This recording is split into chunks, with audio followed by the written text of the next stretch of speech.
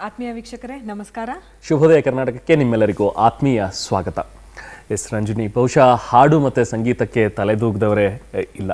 ಅದರಲ್ಲೂ ನಮ್ಮ ಬೆಳಗನ್ನ ಹಾಡು ಮತ್ತು ಸಂಗೀತದಿಂದ ನಾವು ಆರಂಭಿಸಿದ್ರೆ ನಮ್ಮ ಇಡೀ ದಿನ ಪ್ರಫುಲ್ಲಿತವಾಗಿರುತ್ತೆ. ಅದರಲ್ಲಿ ನೋ ಡೌಟ್. ಏನು ಹೇಳ್ತೀರಿ?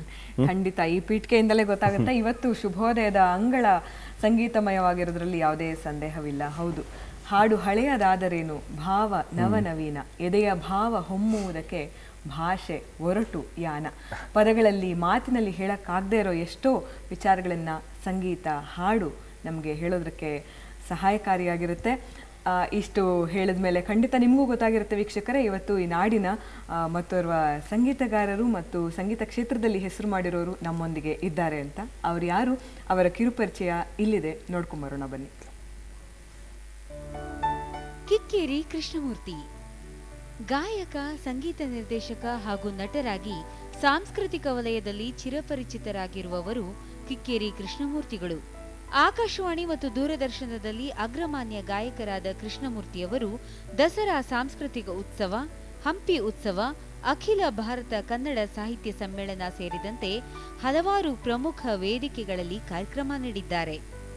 ಸುಗಮ ಸಂಗೀತವನ್ನು ಅಪಾರವಾಗಿ ಪ್ರೀತಿಸುವ ಕೃಷ್ಣಮೂರ್ತಿಗಳು ಇದರ ಸರ್ವತೋಮುಖ ಬೆಳವಣಿಗೆಗೆ ಆದರ್ಶ ಸುಗಮ ಸಂಗೀತ ಅಕಾಡೆಮಿಯನ್ನು ಪ್ರಾರಂಭಿಸಿ ಆರ್ಥಿಕವಾಗಿ ಹಿಂದುಳಿದ ಸಂಗೀತ ಕಲಾಸಕ್ತರಿಗೆ ಉಚಿತವಾಗಿ ವಾದ್ಯ ಪರಿಕರಗಳೊಂದಿಗೆ ತರಬೇತಿ ನೀಡುತ್ತಿದ್ದಾರೆ.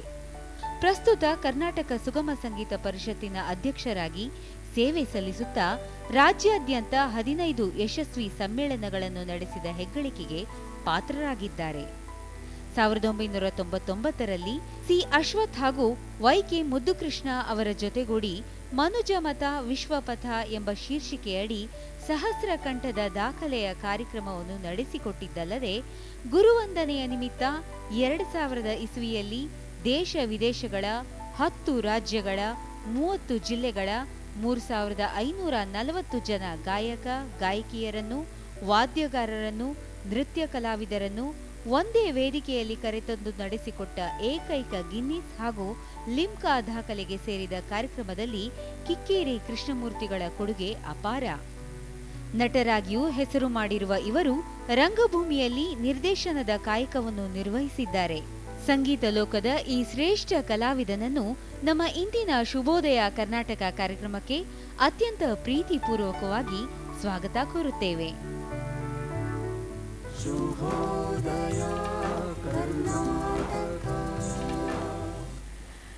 ಆತ್ಮೀಯರ, ಇನ್ನು ತಡ ಮಾಡದೆ ಬರ್ಮಾಡ್ಕೊಳ್ಳೋಣ ನಮ್ಮ ಇಂದಿನ ಅತಿಥಿಗಳನ್ನ, ಡಾಕ್ಟರ್ ಕಿಕ್ಕೇರಿ ಕೃಷ್ಣಮೂರ್ತಿ ಅವರನ್ನ.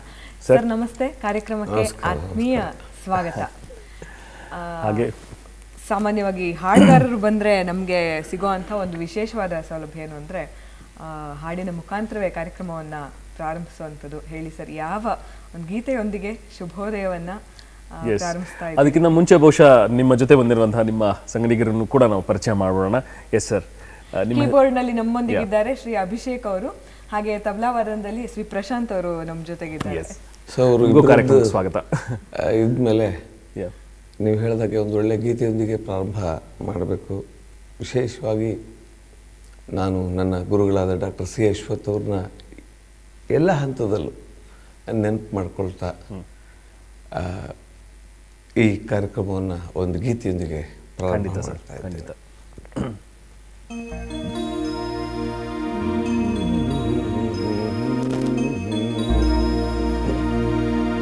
ಶ್ರಾವಣ ಬಂತು ಕಾಡಿಗೆ, ಬಂತು ನಾಡಿಗೆ, ಬಂತು ಬೀಡಿಗೆ, ಬಂತು ಶ್ರಾವಣ,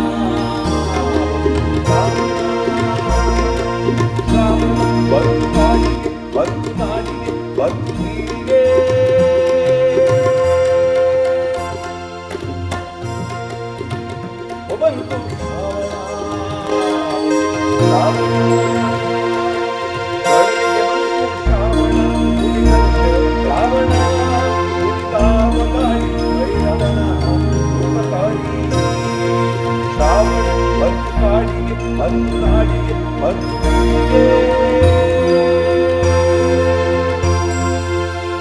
ಬಂತು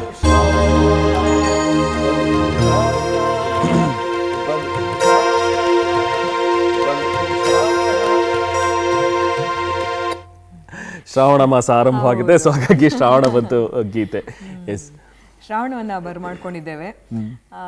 ನೀವು ನಿಮ್ಮ ಜೀವನದಲ್ಲಿ ಸಂಗೀತವನ್ನ ಬರ್ಮಾಡ್ಕೊಂಡಿದ್ದು ಯಾವಾಗ ಸರ್? ಸಂಗೀತ ಬರ್ಮಾಡ್ಕೊಂಡಿದ್ದು ಬಹಳ ಚಿಕ್ಕ ವಯಸ್ಸಲ್ಲಿ. ನಮ್ಮೂರು ಕಿಕ್ಕೇರಿ. ಕಿಕ್ಕೇರಿ ಅಂದರೆ ಹೆಸರಿನ ಜೊತೆಗೇನೆ ಬಂದಿರೋ ಅಂತ ಒಂದು ಹೌದು. ಕಿಕ್ಕೇರಿ ಅಂದರೆ ಹೆಗ್ಗಳಿಕೆ, ಮೈಸೂರು ಮಲ್ಲಿಗೆ ಕವಿ KS ನರಸಿಂಹಸ್ವಾಮಿ ಹುಟ್ಟಿದ ಊರು. ಹೌದು. ಹಾಗಾಗಿ ಕಿಕ್ಕೇರಿಗೆ ಸಾಂಸ್ಕೃತಿಕವಾಗಿ ಬಹಳ ದೊಡ್ಡ ಹೆಸರಿದೆ. ಕಿಕ್ಕೇರಿಯಲ್ಲೇ ಪ್ರಾರಂಭದ ಸಂಗೀತ ಪಾಠಗಳು ಮತ್ತೊಂದು ಅದೆಲ್ಲ ಆಯಿತು. ಕಿಕ್ಕೇರಿಯಲ್ಲಿ ಒಂದು ಬಹಳ ಒಳ್ಳೆಯ ದೇವಸ್ಥಾನ ಇದೆ. ಕಿಕ್ಕೇರಿಯಲ್ಲಿ ಬ್ರಹ್ಮೇಶ್ವರ ಸ್ವಾಮಿ ದೇವಸ್ಥಾನ ಇದೆ. ಆಮೇಲೆ ಕಿಕ್ಕೇರಮ್ಮ ಅಂತ ಮಹಾಲಕ್ಷ್ಮಿ ದೇವಸ್ಥಾನ, ನರಸಿಂಹಸ್ವಾಮಿ ದೇವಸ್ಥಾನ, ಹೀಗೆ ಒಂಥರ ಸಾಂಸ್ಕೃತಿಕ ಮತ್ತು ರಂಗಭೂಮಿಯ ಬಹಳ ದೊಡ್ಡ ಹಿನ್ನೆಲೆ ಇರತಕ್ಕಂಥ ಊರು ಅದು. ಸ್ವಭಾವತಃ ಅದು ಅಲ್ಲಿ ಆ ಪರಿಸರದಲ್ಲಿ ಬೆಳೀತಾ ಸಂಗೀತ ತನಗೆ ತಾನೇ ಬಂದು ಬಿಡುತ್ತೆ. ನಮಗೆ ಬೇಡ ಅಂದರೂ ವಾತಾವರಣನೇ ಅದು. ಓಕೆ, ಮನೆಯ ವಾತಾವರಣ ಸರ್ ಸಂಗೀತಕ್ಕೆ ಪೂರಕವಾಗಿದ್ದಂಥ ಮನೆ ವಾತಾವರಣ ಭಾಳ ಅದ್ಭುತ ಬಿಡಿ. ಮನೆ ವಾತಾವರಣ ಅಂದರೆ ನಮ್ಮ ತಾಯಿ ಬಹಳ ಅದ್ಭುತವಾದ ಗಾಯಕಿ. ನಾಯಕ್ ಶೇಷಾಚಾರ ಅಂತ ಮೇಲ್ಕೋಟೆಯಲ್ಲಿ ಬಹಳ ಸುಪ್ರಸಿದ್ಧರಾದ ವ್ಯಕ್ತಿಯಾಗಿದ್ದರು ನಮ್ಮ ತಾತ. ನಮ್ಮ ತಾಯಿ ತುಂಬ ಒಳ್ಳೆಯ ಗಾಯಕಿ ಆಗಿದ್ದರು, ರುಕ್ಮಿಣಮ್ಮ ಅಂತ. ನಮ್ಮ ಅಕ್ಕಂದರು ಎಲ್ಲರೂ ಕೂಡ ಬಹುತೇಕ ಹಾಡ್ತಾಯಿದ್ರು. ವಸಂತ ಅಂತ, ಸರೋಜ ಅಂತ, ಪುಟ್ಟಲಕ್ಷ್ಮಿ, ಎಲ್ಲರೂ ಕೂಡ ಗಾಯಕರೇ. ಆದರೆ ಒಂದು ಲಿಮಿಟೇಷನ್ಸ್ ಇತ್ತು ಅಂದರೆ ಆ ಕಾಲಕ್ಕೆ ತೀರಾ ಹೊರಗಡೆ ಎಲ್ಲ ಹೋಗೋಕ್ಕೆ ಅವಕಾಶ ಇರ್ತಿರ್ಲಿಲ್ಲ. ಹೆಣ್ಮಕ್ಳಿಗೆ ಸಂಪ್ರದಾಯದ ಚೌಕಟ್ಟಿನಲ್ಲಿ ಒಳಗಡೆ ಇದ್ದರು. ನಮ್ಮ ಅಣ್ಣಂದರು ಕೂಡ ಎಲ್ಲರೂ ಕೂಡ ಒಬ್ಬರು ಗಾಯಕರು, ಒಬ್ಬರು ನೃತ್ಯ, ಹೀಗೆ ಬೇರೆ ಬೇರೆ ಪ್ರಾಕಾರದಲ್ಲಿ ತೊಡಗಿಸ್ಕೊಂಡಿದ್ರು. ಹಾಗಾಗಿ ಇಡೀ ಮನೆತನ, ನಮ್ಮ ಅಕ್ಕನ ಮಕ್ಕಳು, ನಮ್ಮ ಅತ್ತೆ, ಹೀಗೆ ಪ್ರತಿಯೊಬ್ಬರು ಕೂಡ ಸಂಗೀತದಲ್ಲಿ ಒಂದಲ್ಲ ಒಂಥರ ತೊಡಗಿಸ್ಕೊಂಡಿದ್ದರು. ಅದು ಮಕ್ಕಳ ಮೇಲೆ ಸ್ವಾಭಾವಿಕವಾಗಿ ಪರಿಣಾಮ ಬಿದ್ದೇ ಬರುತ್ತೆ. ನಿಜ. ಅದು ನನ್ನ ಮೇಲೆ ಅಂದರೆ ಅದು ಎಷ್ಟು ಮಟ್ಟಿಗೆ ಪರಿಣಾಮ ಬೀರುತ್ತೆ ಅಂದರೆ, ಸಂಗೀತ ಕಲಿಯುವಾಗ ಸಂಗೀತ ಮೇಷ್ಟ್ರು ಪಾಠ ಹೇಳ್ಕೊಡೋಕ್ಕೆ ಮನೆಗೆ ಬರ್ತಿದ್ರು. ಹೆಣ್ಮಕ್ಳಿಗೆ ಸಂಗೀತ ಹೇಳ್ಕೊಡೋ ಸಾಮಾನ್ಯ, ನಿಮಗೆ ಗೊತ್ತಲ್ಲ. ಹೌದು. ಸೊ ನಾವು ಕೂತ್ಕೊಂಡು ಅಲ್ಲಿ ಇಲ್ಲಿ ಕೂತ್ಕೊಂಡು ಅದನ್ನ ಎಷ್ಟರ ಮಟ್ಟಿಗೆ ಪರಿಣಾಮ ಬೀರುತ್ತೆ ಅಂದರೆ, ಒಂದು ದಿವಸ ಮೇಷ್ಟ್ರು ಬಂದಿರಲಿಲ್ಲ. ನಾನು ಕೂತ್ಕೊಂಡು ಆ ಮಕ್ಕಳಿಗೆಲ್ಲ ಪಾಠ ಮಾಡ್ತಾ ಇದ್ದೆ. ಮೇಷ್ಟ್ರು ಯಾವಾಗಲೂ ಒಂದು ಅರ್ಧ ಗಂಟೆ ಆದಮೇಲೆ ಅಲ್ಲೆಲ್ಲ ಬಂದು ನಿಂತ್ಕೊಂಡು ಆವಾಗ ನಾಯಕ್ ಅವರು ಶೇಷಾಚಾರ ಅಂತಾನೆ, ಅವರು ಇಲ್ಲ ಈ ಮಕ್ಳಿಗೆ ಹೇಳ್ಕೊಡೋದ್ರ ಜೊತೆ ನಿನಗೆ ಹೇಳ್ಕೊಟ್ರೆ ಸಾರ್ಥಕ ಆಗುತ್ತೆ ಅಂತ ಅನಿಸಿದೆ ನನಗೆ. ಇವತ್ತಿಂದ ನೀನು ಕೂತ್ಕೊಂಡು ಪಾಠ ಕಲಿ ಅಂತ. ಅಂದರೆ ಅವ್ರು ಪಾಠ ಮಾಡೋ ಹೊತ್ತಿಗೆ ನಮಗೆ ಗೊತ್ತಿಲ್ಲದೇ ಆ ಜೂನಿಯರ್ ಲೆವೆಲ್ ಸಬ್ಜೆಕ್ಟ್ಸ್ ಎಲ್ಲ ನಮಗೆ ಮುಗ್ದೇ ಹೋಗಿತ್ತು ಪಾಠ ಹತ್ರ. ಅವ್ರು ಹೇಳ್ಕೊಡ್ತಾ ಕೇಳ್ತಾ ಅಷ್ಟು ಒಳ್ಳೆಯ ವಾತಾವರಣ ನಮ್ಮ ಊರಿನಲ್ಲಿ. ಸರ್, ಈಗ ನೀವು ಹಾಡೋದನ್ನ ಮತ್ತೆ ವೇದಿಕೆಯಲ್ಲಿ ನಿಮ್ಮ ಪ್ರೆಸೆನ್ಸ್, ವೇದಿಕೆ ಮೇಲೆ ಒಂದು ಮಿಂಚಿನಂಥ ಸಂಚಲನ, ಅದ್ರ ಜೊತೆ ಹಾಡೋಂಥದ್ದನ್ನು ನಾವು ನೋಡ್ತಿದ್ದೀವಿ. ಆದರೆ ಈ ಪುಟಾಣಿ ಕೃಷ್ಣಮೂರ್ತಿ ಹಾಡ್ತಿದ್ದಾಗಲೂ ಕೂಡ ಇದೇ ಒಂದು ಜೋಶು ಮತ್ತು ಒಂದು ಶಾಲಾ ಕಾಲೇಜುಗಳ ವೇದಿಕೆಗಳಲ್ಲಿ ಹಾಡ್ತಿದ್ದಾಗ ಕೃಷ್ಣಮೂರ್ತಿ ಅವಾಗ ಕಿಕ್ಕೇರಿ ಹೆಸರು ನಿಮ್ಮ ಹೆಸರು ಜೊತೆ ಇರಲಿಲ್ಲ ಅಂತ ಕೇಳ್ಪಟ್ಟಿದ್ದೀವಿ. ಕೃಷ್ಣಮೂರ್ತಿ ಅವ್ರು ವೇದಿಕೆಗೆ ಬಂದ್ರೆ ಏನೋ ಒಂದಲ್ಲಿ ಒಂದು ಜೋಶ್, ಒಂದು ಸಂಭ್ರಮ ಅಂತ ಕೇಳ್ಪಟ್ಟು ಅವಾಗ ಏನು ಹಾಡ್ತಿದ್ರಿ? ಏನು ಗೊತ್ತಾ, ನೀವು ಸರಿಯಾಗಿ ಅದನ್ನು ಜಡ್ಜ್ ಮಾಡಿದ್ರಿ. ಒಂದು, ನಾನು ಕಿಕ್ಕೇರಿ ಕೃಷ್ಣಮೂರ್ತಿನೇ ಆಗಿರಲಿಲ್ಲ. ನಾನು ಕಿಕ್ಕೇರಿ ಕೃಷ್ಣಮೂರ್ತಿ ಆಗೋಕ್ಕೆ ಕಾರಣವೇ ಅಶ್ವತ್ತು. ಅಂದರೆ ಅವ್ರು ಮಾತಾಡ್ತಿದ್ದ ರೀತಿನೇ, ಅಯ್ಯೋ ರಾಮ, 1 ಕೋಟಿ ಜನ ಕೃಷ್ಣಮೂರ್ತಿ ಇರ್ತಾರೆ, ನೀನು ಯಾರು ಅಂತ ಗೊತ್ತಾಗಬೇಕಲ್ಲ, ಅದಕ್ಕೆ ಕಿಕ್ಕೇರಿ ಕೃಷ್ಣಮೂರ್ತಿ ಅಂತ ಇಟ್ಕೊಂಡ್ಬಿಡ್ರಿ ಅಂತ. ಇವಾಗ ನನ್ನ ಪಾಸ್ಪೋರ್ಟಲ್ಲಿ, ನನ್ನ ಎಲ್ಲ ದಾಖಲೆಗಳಲ್ಲಿ ಕಿಕ್ಕೇರಿ ಕೃಷ್ಣಮೂರ್ತಿ ಅಂತಾಗಿದೆ. ಆದರೆ ಅವ್ರು ಹೇಳಿದಾಗೆ ಜೋಶಿತ್ತ ಅಂದರೆ ಖಂಡಿತ ಇರಲಿಲ್ಲ. ಯಾಕಂದರೆ ಕಿಕ್ಕೇರಿ ಒಂದು ಚಿಕ್ಕ ಊರು, ಹಳ್ಳಿ. ಅಲ್ಲಿಂದ ಬಂದಂಥವ್ರಿಗೆ ನನಗೆ ಬಹಳ ದೊಡ್ಡ ಸಿಟಿ ಯಾವುದು ಅಂದರೆ ಚನ್ನರಾಯಪಟ್ಟಣ. ಆಗ ಬಹಳ ಹತ್ತಿರದ್ದು ಬೆಂಗಳೂರು ಮೈಸೂರು ಬಿಟ್ಬಿಡಿ, ನಾನು ಓದಿದ್ದು ಚನ್ನರಾಯಪಟ್ಟಣದಲ್ಲಿ. ಚನ್ನರಾಯಪಟ್ಟಣದಲ್ಲೇ ಬಂದಾಗ ಕಾಲೇಜಿನ ದಿನಗಳಲ್ಲಿ ಹಾಡುವಂಥದ್ದು ಇದೆಯಲ್ಲ, ಆವಾಗಲೇ ಹಾಡೋಕ್ಕೆ ಪ್ಲಾಟ್ಫಾರ್ಮ್ ಸಿಕ್ಕಿದ್ದು. ಡಾಕ್ಟರ್ ಚಂದ್ರ ಕಾಳೇನಹಳ್ಳಿಯವರು ಅಲ್ಲಿ ಲೆಕ್ಚರ್ ಆಗಿದ್ರು, ಬಹಳ ದೊಡ್ಡ ಜನಪದ ತಜ್ಞರು. ನಾಟಕ ಅವರೇ ಬರೀತಾಯಿದ್ರು, ಡೈರೆಕ್ಟ್ ಮಾಡ್ತಾಯಿದ್ರು, ಬಹಳ ಒಳ್ಳೆ ಗಾಯಕರು. ಆಮೇಲೆ ವಿದ್ಯಾಶಂಕರ್ ಅಂತ ಹೇಳಿ ನನ್ನ ಗೆಳೆಯ, ಅಲ್ಲಿ AVS ರಾವ್ ಅಂತ ಅಲ್ಲೊಬ್ರು ಇದ್ದರು. ಅಲ್ಲಿ ನಮಗೆ ಒಂದು ವೇದಿಕೆ, ಶ್ರೀನಿವಾಸ ಹೆಂಗಾರು ಅಂತ ನಮ್ಮ ಸೋದರ ಮಾವ, ಅವ್ರದ್ದು ಒಂದು ಕಾಲೇಜ್ ಇತ್ತು, ನವೋದಯ ಕಾಲೇಜು. ಅಲ್ಲಿ ಪ್ರಾರಂಭದ ದಿನಗಳು ಒಂದು ನಮ್ಮ ಪ್ರತಿಭೆ ಹೊರಬರೋಕ್ಕೆ ಅಂತ ಅವಕಾಶ ಆಗಿತ್ತು. ಆದರೆ ಆ ಜೋಶ್ ಇರಲಿಲ್ಲ. ಬಹಳ ಒಂಥರ ಬಾರಂಗಾಯನ್ನ ಬಾಯಿಗೆ ಬರಲಿ ಹರಿನಾರಾಯಣ ನಿನ್ನ ನಾಮದ ಸ್ಮರಣೆ ಬಾರಂಗ, ಈ ಥರದ್ದು. ಅಥವಾ ಎಲ್ಲರೂ ಹಾಡು ಹೇಳುವ ತಕ್ಷಣನೇ ಅಕಸ್ಮಾತ್ ಅಪ್ಪಿತಪ್ಪಿ ನಮಗೇನಾದರೂ ಎಲ್ಲರೂ ಹಾಡಪ್ಪ ಅಂತ ಅವ್ರು ಹೇಳಿದ ತಕ್ಷಣ ಕ್ಯಾಸೆಟ್ ಅದು ಇದು ಕೇಳ್ಕೊಂಡಿರ್ತಾ ಇದ್ವಿ. ಮುಂಗೊಂಡದ ಮಾದೇಶ್ವರ್ಗೆ ಶರಣು ಶರಣಯ್ಯ, ಮಾಯಾಕಾರ ಮಾದೇಶ್ವರ್ಗೆ ಶರಣು ಶರಣಯ್ಯ, ಮುಂಗೊಂಡದ ಮಾದೇಶ್ವರ್ಗೆ ಶರಣು ಶರಣಯ್ಯ, ಮಾಯಾಕಾರ ಮಾದೇಶ್ವರ್ಗೆ ಶರಣು ಶರಣಯ್ಯ. ಈ ಥರ ಅಲ್ಲಿ ಜನಕ್ಕೆ ಬೇಕಾಗಿರೋದು. ಆಮೇಲೆ ತುಂಬ ಆಶ್ಚರ್ಯ ಮತ್ತು ಫ್ಯಾಕ್ಟ್ ನಿಜ ಏನಂದರೆ ಸುಗಮ ಸಂಗೀತ ಹೆಚ್ಚು ಪರಿಚಯನೇ ಇರಲಿಲ್ಲ. ಆದರೆ ಮಲೆ ಮಹದೇಶ್ವರರ ಗೀತೆಗಳು, ಈ ಮೂಲ ಜನಪದ ಗೀತೆಗಳು ಸಾಕಷ್ಟು ಆಗಲೇ ಪಾಪ್ಯುಲರ್ ಆಗಿತ್ತು. ಓಕೆ, ಅದನ್ನೇ ನಾಟಕಕ್ಕೆ ಕೂಡ ಕಾಲೇಜು ದಿನಗಳಲ್ಲಿ ಬಳಸ್ಕೊಂಡು ನಾಟಕನೂ ಕೂಡ ಜನಪ್ರಿಯ ಆಗೋಕ್ಕೆ ಅದು ಕಾರಣ ಆಯಿತು. ಓಕೆ ಸರ್, ಈ ಸಂಗೀತಾಭ್ಯಾಸದ ಜೊತೆಗೆ ನಿಮ್ಮ ಒಂದು ವಿದ್ಯಾಭ್ಯಾಸ, ಈಗ ನೀವು ಚನ್ನರಾಯಪಟ್ಟಣದಲ್ಲಿ ಓದಿದ್ದು ಅಂತ ಹೇಳಿದ್ರಿ, ಸುಗಮ ಸಂಗೀತದ ಕಡೆ ಒಲವು, ಅಂದರೆ ಸುಗಮ ಸಂಗೀತ ಕ್ಷೇತ್ರವನ್ನೇ ನಾನು ಆಯ್ಕೆ ಮಾಡ್ಕೋಬೇಕು, ನಾನು ಇದರಲ್ಲೇ ಮುಂದುವರಿಬೇಕು ಅನ್ನುವಂಥದ್ದು ಯಾವಾಗ ಸರ್ ಮೊಳಕೆ ಹೊಡಿತು ನಿಮಗೆ? ಬಹಳ ವಿಚಿತ್ರ ಅದು. ನಾನಾಗಲೇ ಹೇಳಿದಾಗೆ ಶಾಸ್ತ್ರೀಯ ಸಂಗೀತ ಕಲಿತಾ ಬಂದಿದ್ದಿತ್ತಲ್ಲ, ನಿಜವಾಗ್ಲೂ ಹೇಳ್ಬೇಕು ಅಂದರೆ ಈ ಸುಗಮ ಸಂಗೀತದ ಒಂದು ಪ್ರಕಾರ ಇದೆ ಅಂತ ನಂಗೆ ಗೊತ್ತಿರಲಿಲ್ಲ. ಓಕೆ, ಗೀತೆಗಳು ಕೇಳ್ತಾ ಇದ್ದೆ. ಅಶ್ವಥ್ ಅವರು ಹಾಡಿದ್ದು, ಅನಂತ ಸ್ವಾಮಿ ಅವರು ಹಾಡಿದ್ದು ಕ್ಯಾಸೆಟ್ಗಳು ಬಂದಿತ್ತು ಆವಾಗ. ಆ ಕ್ಯಾಸೆಟ್ಗಳು ಕೇಳ್ತಾ ಇದ್ದೆ. ಬಟ್ ಅದಕ್ಕೊಂದು ಸುಗಮ ಸಂಗೀತ ಅಂತ ಒಂದು ಪ್ರಕಾರ ಅಂತ ಗೊತ್ತಿಲ್ಲ. ಗೀತೆ ಕೇಳ್ತಾ ಇದ್ದೆ. ಗೀತೆ ಕೇಳ್ಕೊಂಡು ಅದನ್ನ ನಾನು ಹಾಡ್ತಾ ಇದ್ದೆ. ಎಷ್ಟು ಅದು ನಮಗೆ ಹಾಸು ಹೊಕ್ಕಾಗಿತ್ತು ಅಂದರೆ, ಸುಗಮ ಸಂಗೀತ, ಲಘು ಸಂಗೀತ ಅಥವಾ ಭಾವಗೀತೆಗಳು ಆ ಪ್ರಕಾರ ಇದೆ ಅಂತ ಗೊತ್ತಾಗ ಮುಂಚೆನೆ ಹಾಡುಗಳು ಬಾಯ್ಪಾಠ ಆಗೋಗಿತ್ತು. ಓಕೆ, ವಿದ್ಯೆ ಬೇರೆ, ಅದಕ್ಕೆ ಯಾವಾಗಲೂ ವಿದ್ಯಾ ಬುದ್ಧಿ ಕೊಡಪ್ಪ ಅಂತ ದೇವ್ರನ್ನ ಕೇಳ್ಕೊಂಡು. ವಿದ್ಯೆ ನಿಮ್ಮ qualification MA, BCom, DCom, MSc, PhD, MD. ಬುದ್ಧಿ ಬೇರೆ. ಹೌದು, ಎಲ್ಲ ವಿದ್ಯಾವಂತರು ಬುದ್ಧಿವಂತರು ಏನಲ್ಲ, ನಿಜ. ಆಯ್ತಾ? ಹಾಗಾಗಿ ಈ ಬುದ್ಧಿಯನ್ನು ಕೊಡು ಅಂತ ಕೇಳೋದು. ನಮ್ಮ ಜನಪದರು ಕೂಡ ಅದನ್ನೇ ಹೇಳೋದು, ವಿದ್ಯಾ ಬುದ್ಧಿ ಕಲಿಸಿದ ಗುರುವೇ ಕೊಡು ನಮಗೆ ಮತಿಯ. ಆ ಕಾಲಕ್ಕೆ ಒಂದು ನಾಟಕದ ಪ್ರಾರಂಭ ಆಗೋದೇ ಹಾಗೆ ಅಂತ. ಓಕೆ, ಸೊ ಈ ವಿದ್ಯೆ, ನಾನು ಡಿಪ್ಲೊಮಾ ಇನ್ ಕಾಮರ್ಸ್ ಮಾಡಿದೆ. ಆಮೇಲೆ ಡಿಪ್ಲೊಮಾ ಇನ್ ಕಾಮರ್ಸ್ ಮಾಡಿದ್ಮೇಲೆ ಒಂದು ಕೆನರಾ ಬ್ಯಾಂಕಲ್ಲಿ ಫಸ್ಟ್ ಅಪಾಯಿಂಟ್ಮೆಂಟ್ ಆಯಿತು. ಆಮೇಲೆ ಏನೋ ಸಾಲದು ಅನ್ನಿಸ್ತು. ಆಮೇಲೆ ಮತ್ತೆ ಎಜುಕೇಷನ್ ಡಿಪಾರ್ಟ್ಮೆಂಟ್ಗೆ ದೊಡ್ಡ ಕುಂಚೆ ಅಂತ ಒಂದು ಊರು, ಹೊಳೆನರಸೀಪುರದ ಹತ್ರ ಅದು. ಓಕೆ, ಅಲ್ಲಿ ಪಾಲಿಟೆಕ್ನಿಕಲ್ಲಿ ಕೆಲಸಕ್ಕೆ ಸೇರಿಕೊಂಡೆ, ಅದು ಎಜುಕೇಷನ್ ಡಿಪಾರ್ಟ್ಮೆಂಟು. ಆಮೇಲೆ ಬೆಂಗಳೂರಿಗೆ ಬಂದೆ. ಇಲ್ಲಿ ಬೇರೆ ಬೇರೆ ಇಲಾಖೆಗಳ ಕೆಲಸ. MA ಯಾವಾಗ ಮಾಡ್ಕೊಂಡ್ರಿ ಸರ್? MA ಅದು ಒಂಥರ ಎಲ್ಲವೂ ಬ್ರೇಕ್. ಡಿಪ್ಲೊಮಾ ಇನ್ ಕಾಮರ್ಸ್ ಆಯಿತು. 1.5 ವರ್ಷ ನಾನು ಬೇರೆ ಕೆಲಸ ಮಾಡಿದೆ. ಆಮೇಲೆ ಏನೋ ಸಾಲದು ನಾನು ಓದಿದ್ದು ಅನ್ನಿಸ್ತು, ಬಿಟ್ಟೆ. ಮತ್ತೆ ಬಿಕಾಮ್ ಮಾಡಿದ್ರಿ. ಬಿಕಾಮ್ ಸೇರ್ಕೊಂಡು ಆದ್ಮೇಲೆ ಏನನ್ನ ಮತ್ತೆ ಕೆಲಸ ಸಿಕ್ಬಿಡ್ತು. ಸಾಕು ಅನ್ನಿಸ್ತು. ಆಮೇಲೆ ಏನೋ ಸಾಲದು ಅನ್ನಿಸ್ತು. ಆಮೇಲೆ ಮತ್ತೆ MA ಮಾಡಿದೆ. MA ಮಾಡಿದ್ಮೇಲೆ ಬೇರೆ ಕೆಲಸ ಸಿಕ್ತು. ವಿಚಿತ್ರ ವಿಶೇಷ ಅಂದರೆ, ನಾನು ಬಹಳ ದೊಡ್ಡ ಕರ್ನಾಟಕ ಶಾಸ್ತ್ರೀಯ ಸಂಗೀತದ ವಿದ್ವಾಂಸನೋ, ಹಿಂದೂಸ್ತಾನಿ ಶಾಸ್ತ್ರೀಯ ಸಂಗೀತದ ವಿದ್ವಾಂಸನೋ ಅಲ್ಲದೆ ಇದ್ದರೂ, ಇವತ್ತು ನನಗೆ ಅನ್ನ ಕೊಡ್ತಿರೋದು ನನ್ನ ಸಂಗೀತ ಕ್ಷೇತ್ರ, ಸುಗಮ ಸಂಗೀತ ಕ್ಷೇತ್ರ. ನಿಜ ಸರ್. ಹಾಗಾಗಿ ಅದನ್ನೇ ನಾನು ಹೇಳಿದ್ದು, ವಿದ್ಯೆನೇ ಬೇರೆ, ಬುದ್ಧಿನೇ ಬೇರೆ. ನಾವೇನೋ ಆಗಬೇಕು ಅಂತ ಅಂದ್ಕೊಂಡಿರ್ತೀವಿ, ಅದೇನೋ ಆಗಿರುತ್ತೆ. ಒಂದಕ್ಕೊಂದಕ್ಕೆ ಸಂಬಂಧ ಇರಲ್ಲ.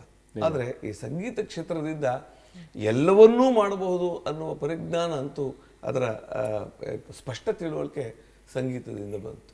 Okay, okay. ನೀವೇ ಹೇಳಿದ್ರಿ ಸಿ ಅಶ್ವಥ್ ಅವರು ನಿಮ್ಮ ಹೆಸರಿಗೆ ಈ ಒಂದು ಕಿಕ್ಕೇರಿ ಊರಿನ ಹೆಸರನ್ನು ಸೇರಿಸಿದ್ದು. ಕೃಷ್ಣಮೂರ್ತಿ ಅವರನ್ನ, ಕಿಕ್ಕೇರಿ ಕೃಷ್ಣಮೂರ್ತಿ ಅವರನ್ನಾಗಿ ಮಾಡಿದವರ ಬಗ್ಗೆ ಮಾತಾಡಿದ್ದಾರೆ.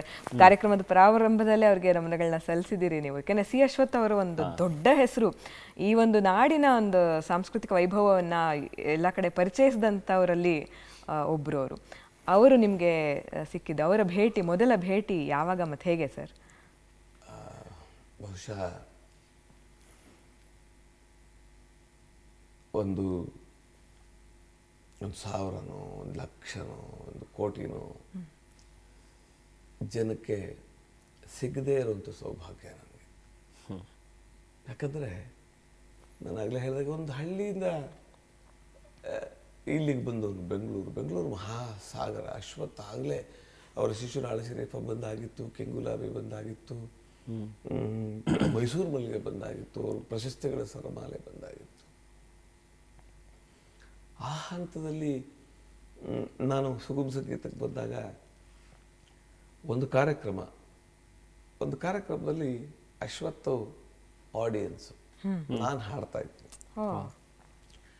ವಿಚಿತ್ರ ಆದ್ರೆ ಸತ್ಯ, ನನಗೆ ಅಶ್ವತ್ಥ ಹಾಡುಗಳು ಗೊತ್ತು, ನಂಗೆ ಅಶ್ವತ್ಥೇ ಗೊತ್ತಿಲ್ಲ. ಆಮೇಲೆ ಸ್ವಲ್ಪ ನಿಮಗೆ ಗೊತ್ತಿರಲಿ, ನಾವು ಹೇಳಿ ಕೇಳಿ ಮಂಡಿದವರು ಒಂದು ಸ್ವಲ್ಪ ಹೊರಟು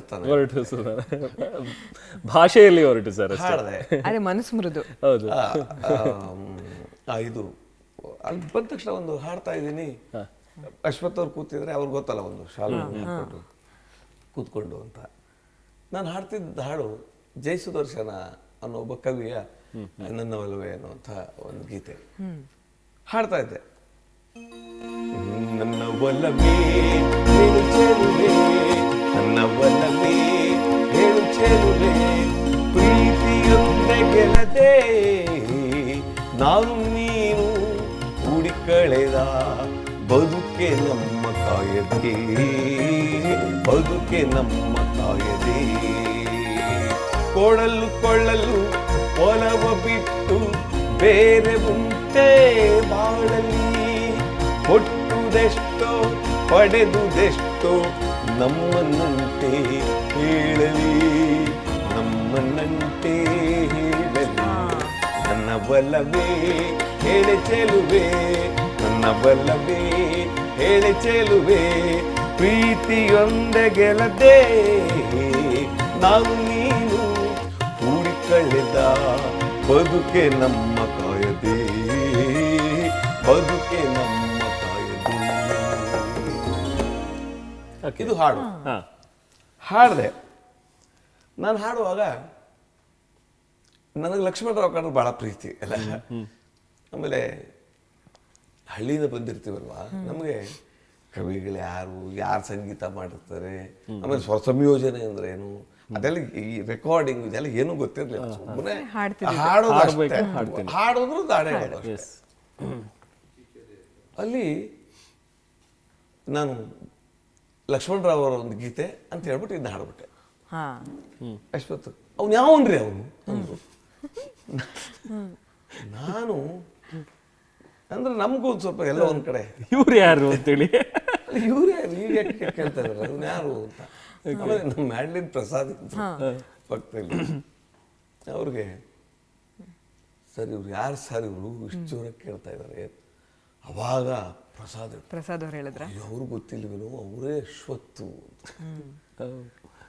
ಅದೇ ನಿಮಗೆ ಹೆಸರಿನ ಪರಿಚಯ ಆಯ್ತು, ಹೆಸರಿನ ಪರಿಚಯ ಆಯ್ತು, ಹೆಸರು ಗೊತ್ತಿತ್ತು.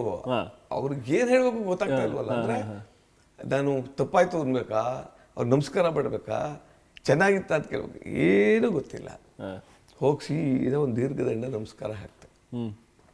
ತುಂಬ ಖುಷಿಯಾಗೋ ವಿಚಾರ ಅಂದರೆ ಅವರು ಗಟ್ಟಿಯಾಗಿ ತಬ್ಕೊಂಬಿಟ್ರು. ನಾನು ತುಂಬ ಚೆನ್ನಾಗಿ ಹಾಡಿದೆ ಆ ಗೀತೆ. ಸಾಮಾನ್ಯವಾಗಿ ಅವ್ರು ಮಾಡಿದ್ದೆ ಕಂಪೋಸಿಂಗು. ಅವ್ರು ತುಂಬ ಪಾಪ್ಯುಲರ್ ಹಾಡಾಗಿತ್ತಾಗ. ಕೆಂಗುಲಾಬಿ ಅಂತ ಒಂದು ಕ್ಯಾಸೆಟ್ ಬಂದಿತ್ತು. ಅವರು ರತ್ನಮಾಲ ಅವರು, ಮಾಲತಿ ಅವರ ಎಷ್ಟು ಅದ್ಭುತವಾದ ಗೀತೆಗಳು ಬಂತು ಅಂದರೆ ಎಲ್ಲೋದ್ರೂ ಇದೇ ಗೀತೆಗಳು ಅಷ್ಟು. ಆಗ ಅಶ್ವಥ್ ಅಂದರು, ಚೆನ್ನಾಗಿ ಹಾಡ್ತೀಯ, ಬಟ್ ಈ ಥರದ್ದೆಲ್ಲ ತಪ್ಪು ತಿದ್ಕೋಬೇಕಪ್ಪ, ನೀನು ಯಾರ್ಯಾರ್ದು ಏನೇನು ಅಂತೆಲ್ಲ ಹೇಳ್ಬಿಟ್ರೆ ಅದೆಲ್ಲ ತಪ್ಪಾಗ್ಬಿಡುತ್ತೆ, ಚೆನ್ನಾಗಿ ತಿಳ್ಕೊ, ನಮ್ಮ ಮನೆಗೆ ಬಾ ಅಂದರು. ಅದು ಬಹುಶಃ ಆ ಸುವರ್ಣ ಘಳಿಗೆ ಇದೆಯಲ್ಲ, ನನ್ನ ಎಲ್ಲ ಕಾರ್ಯಕ್ರಮಗಳಿಗೆ, ನನ್ನ ಎಲ್ಲ ಏನು ಕೀರ್ತಿಗಳಿಗೆ, ನನ್ನ ಪ್ರಶಸ್ತಿಗಳಿಗೆ, ನನ್ನ ನಡೆದು ಬಂದ ಹಾದಿಗೆ ಆ ಕ್ಷಣ ಸಾಕ್ಷಿ ಆಯಿತು ನಾಂದಿ ಆಯಿತು ಅನ್ನುವಂಥದ್ದು 100ಕ್ಕೆ 100ರಷ್ಟು ಸತ್ಯ. ಓಕೆ, ಅವರು ಮನೆಗೆ ಬಾ ಅಂತಂದ್ರೆ ಇವ್ರು ಮನಸ್ಸಿಗೆ ಲಗ್ಗೆ ಇಟ್ಬಿಟ್ರು ಅವರು. ಎಸ್ ಸರ್, ಅದಾದ ನಂತರ ನಿಮ್ಮಿಬ್ಬರ ಒಂದು ಸ್ನೇಹ ಅಥವಾ ನಿಮ್ಮಿಬ್ಬರ ಒಂದು ಒಡನಾಟ ಹೇಗಾಯ್ತು ಅಂತ ಹೇಳಿ ಹಲವಾರು ಕಾರ್ಯಕ್ರಮಗಳನ್ನು ಕೊಟ್ರಿ. ಸಹಸ್ರ ಕಂಠಗಳ ಅದೊಂದು ಕಾರ್ಯಕ್ರಮವನ್ನ ಮಾಡ್ತಾರೆ, ಇದೆಲ್ಲವೂ ಕೂಡ ಹೇಗಾಯ್ತು? ಆದರ್ಶ ಸುಗಮ ಸಂಗೀತ ಅಕಾಡೆಮಿ ಪ್ರಾರಂಭ ಮಾಡಿದ್ವಿ. ಅದೆಲ್ಲ ಎಷ್ಟು ಚೆನ್ನಾಗಿರುತ್ತೆ ಅಂದ್ರೆ ಮುಗ್ಧ ಮನಸ್ಸು.